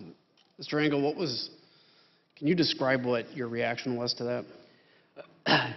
Yeah, no, I think when the president, my recollection is that when the president turned to me and said, Steve, you wouldn't leave, would you? I said, Mr. President, I've been with you through 4 attorneys general, including 2 acting attorney general, but I couldn't be part of this. And then the other thing that I said was that, look, all anyone is going to sort of think about when they see this, no one is going to read this letter. All anyone is going to think is that you went through 2 attorneys general in 2 weeks until you found the environmental guy to sign this thing.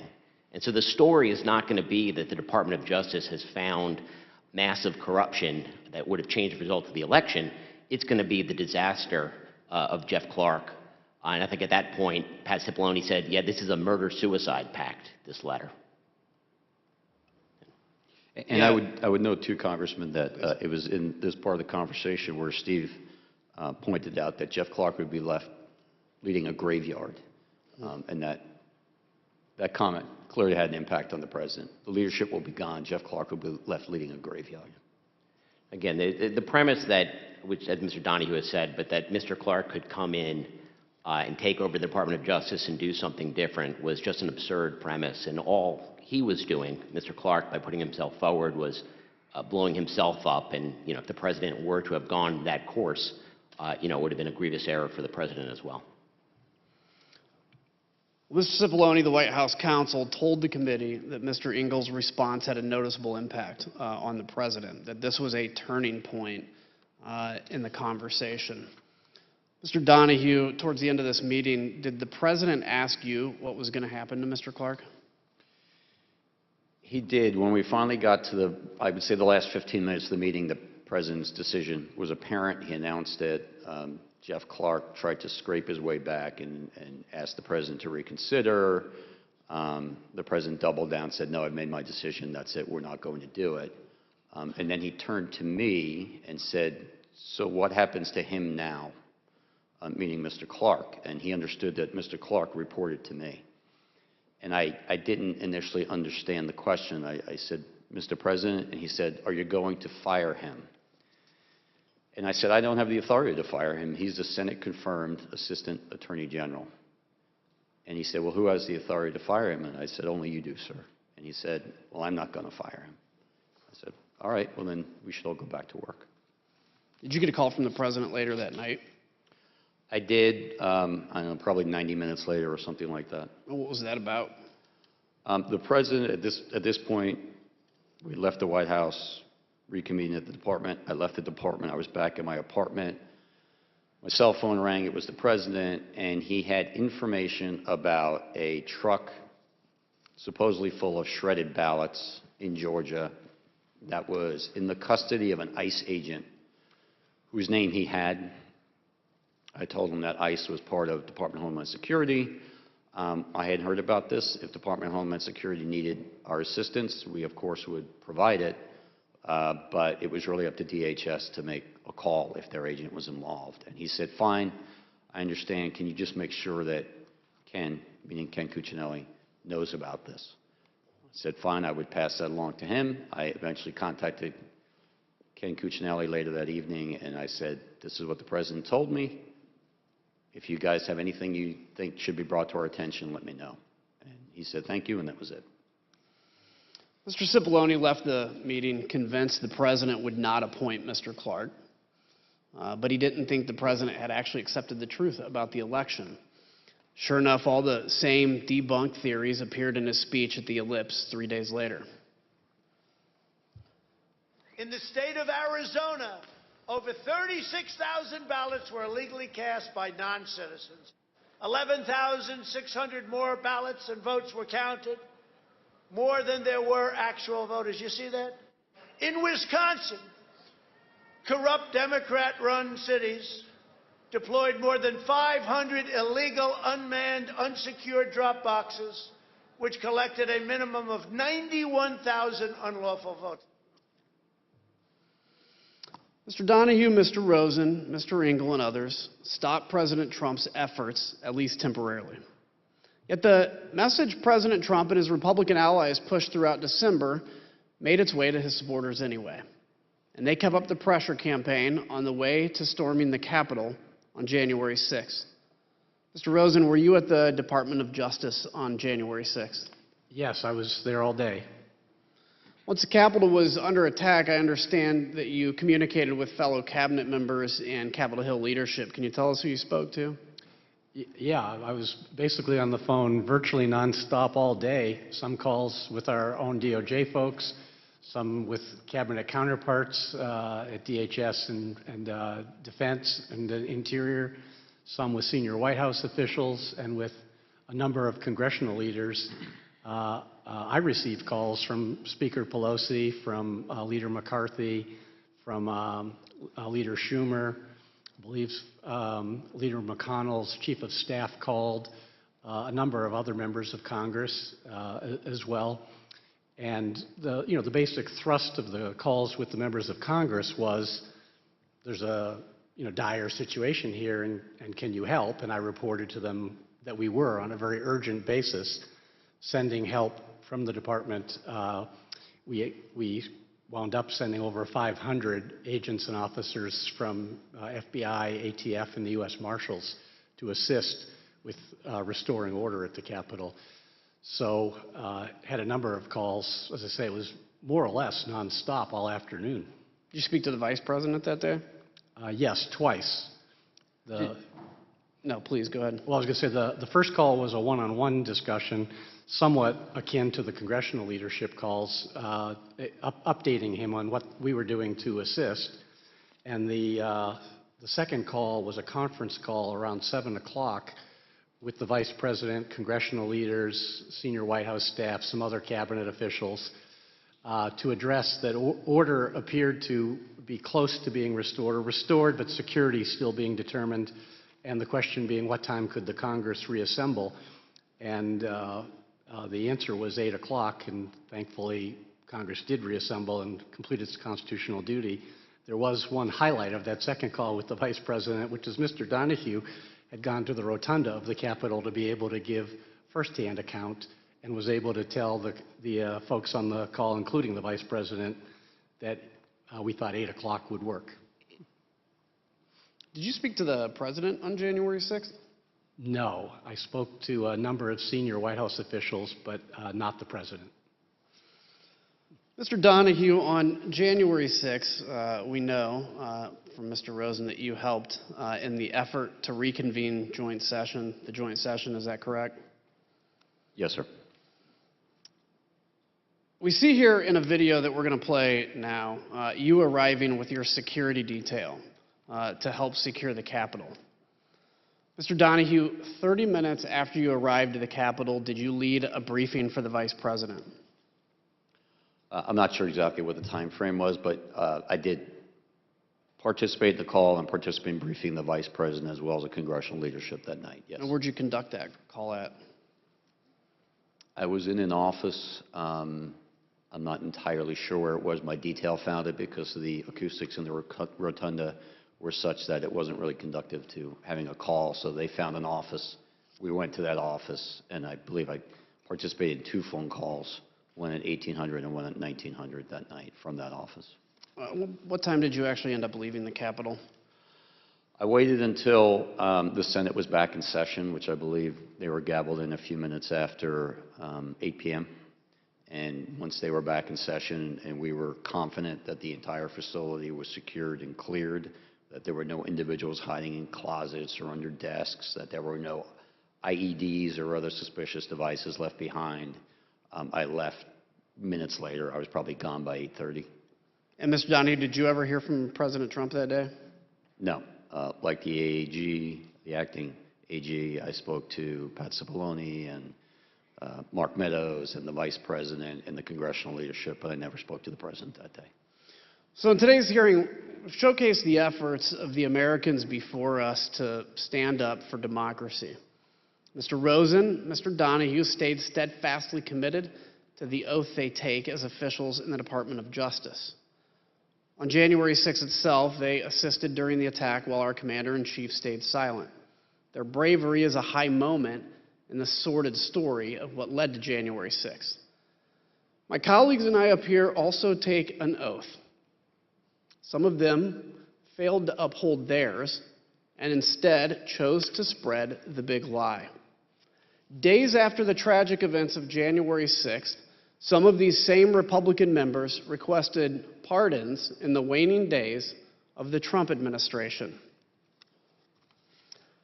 5 days after the attack on the Capitol, Representative Mo Brooks sent the email on the screen now.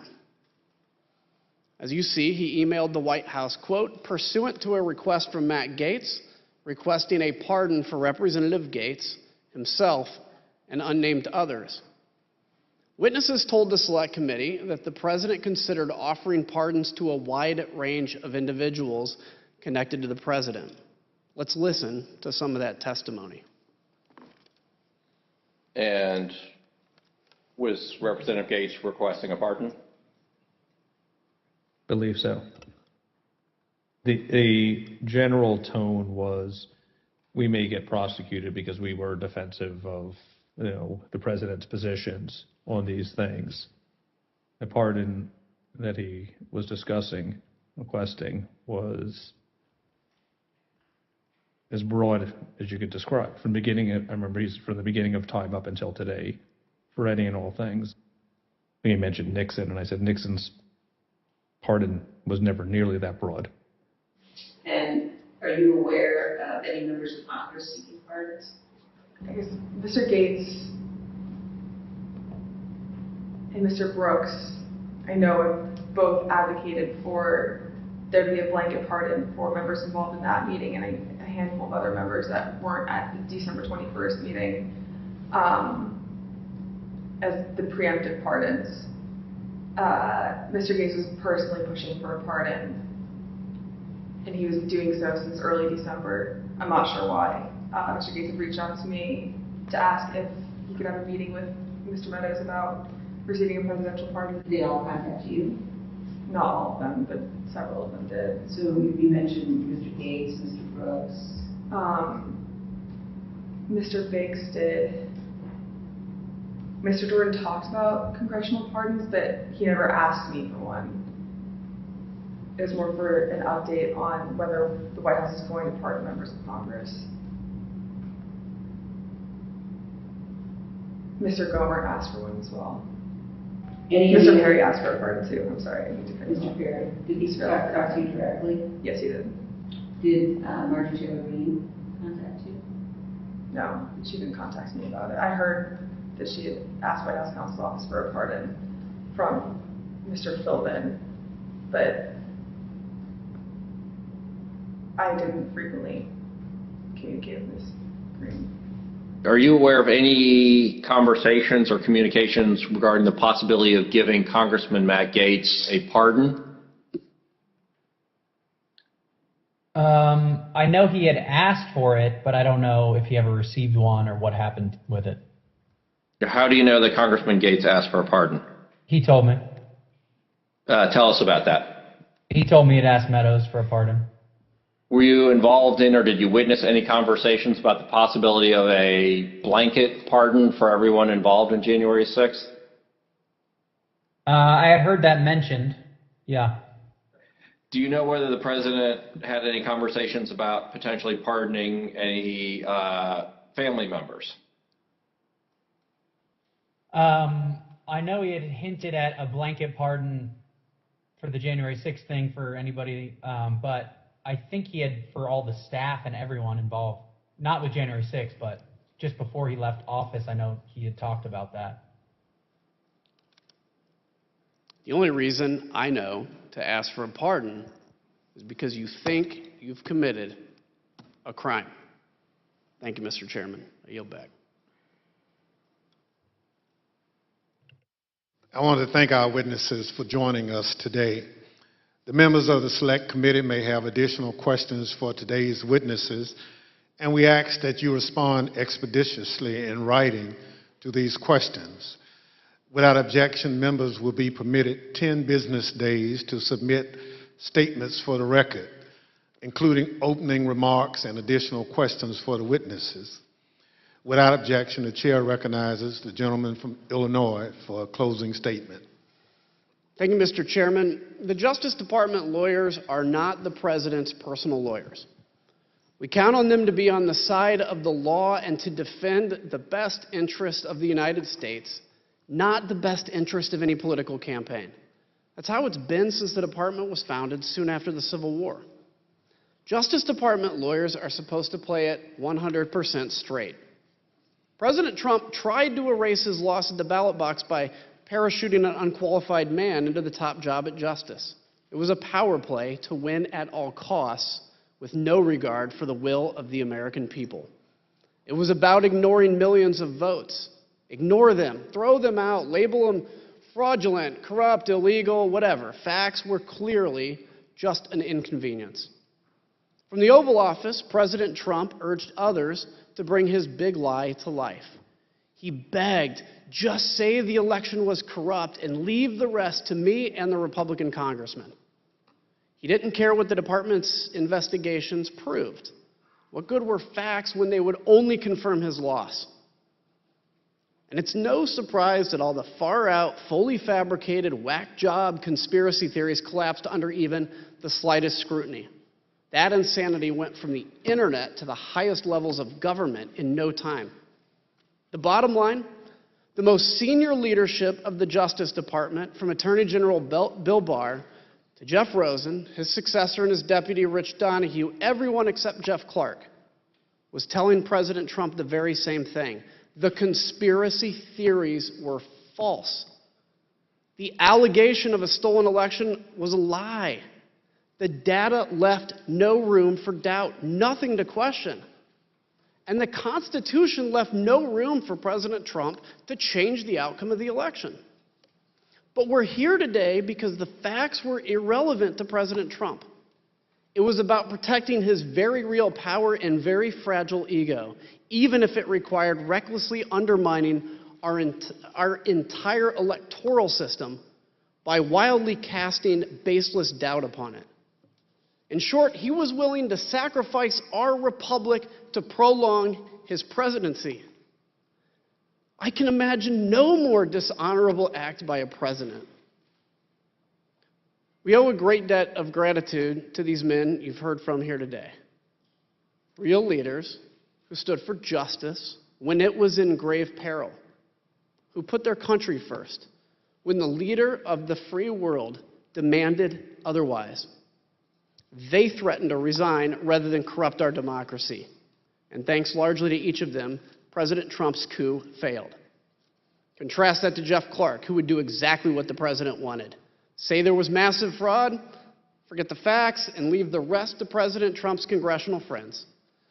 Mr. Clark refused to cooperate with this committee. He pled the Fifth over 125 times. Why risk self-incrimination?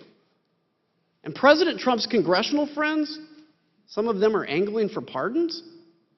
They knew that every bit of what they did was a lie and it was wrong. That's all the more reason to respect those who came here to testify today. We thank them for their unflinching service in the face of incredible pressure. As it said, the only thing necessary for evil to succeed is good men to do nothing. Thankfully, there were good people in the Department of Justice. You heard from other good people, too, on Tuesday.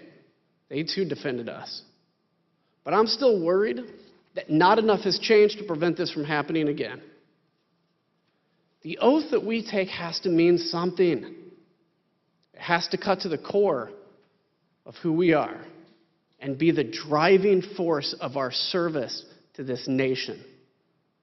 We on this committee, we may be able to shine light on the darkness, but that is not enough.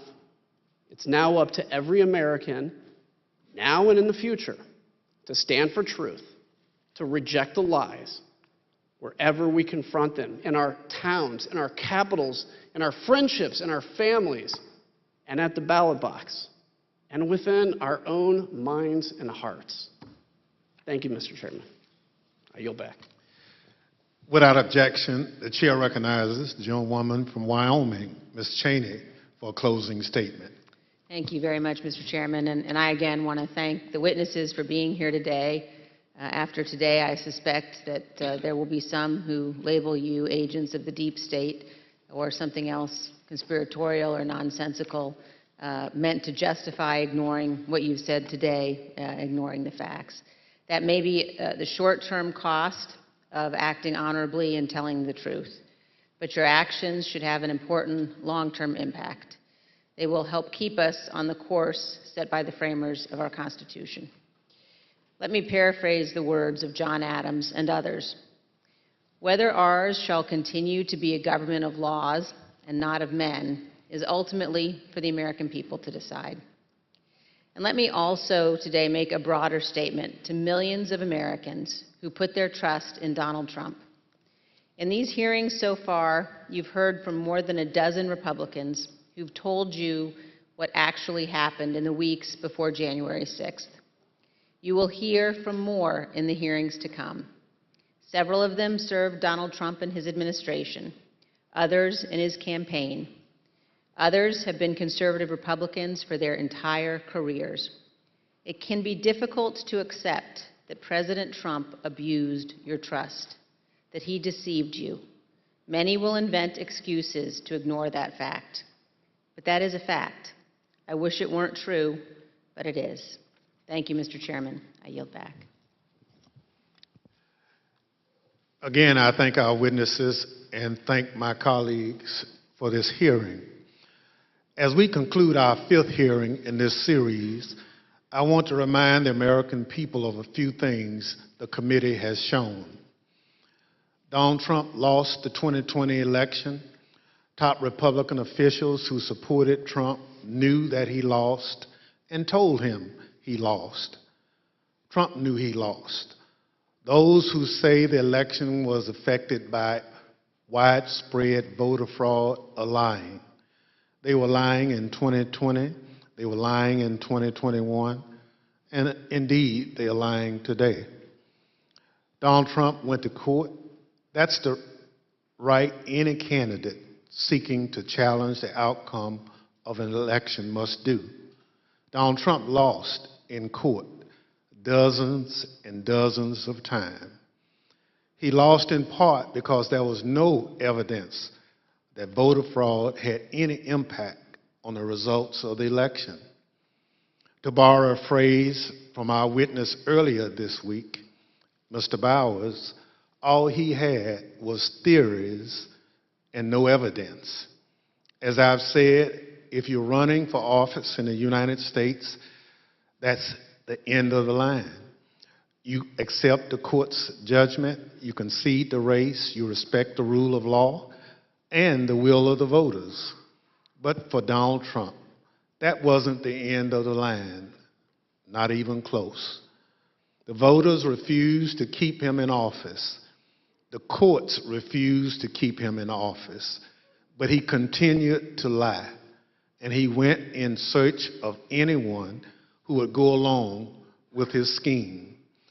And we've shown today He pressured the Justice Department to act as an arm of his reelection campaign. He hoped law enforcement officials would give the appearance of legitimacy to his lies, so he and his allies had some veneer of credibility when they told the country that the election was stolen.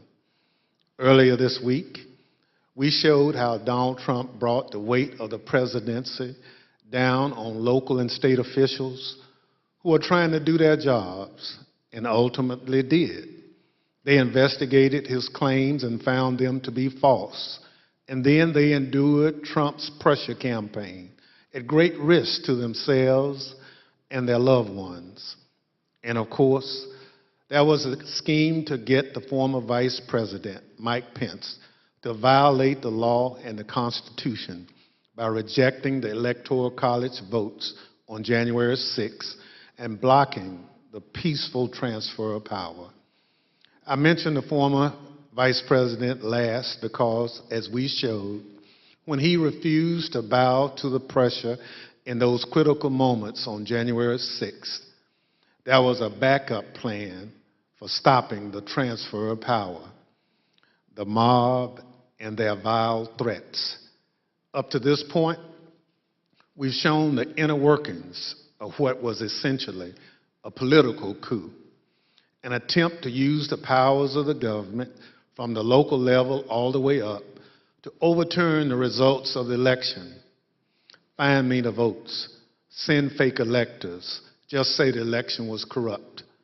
Along the way, we saw threats of violence. We saw what some people were willing to do. In the service of the nation, the Constitution? No. In service of Donald Trump.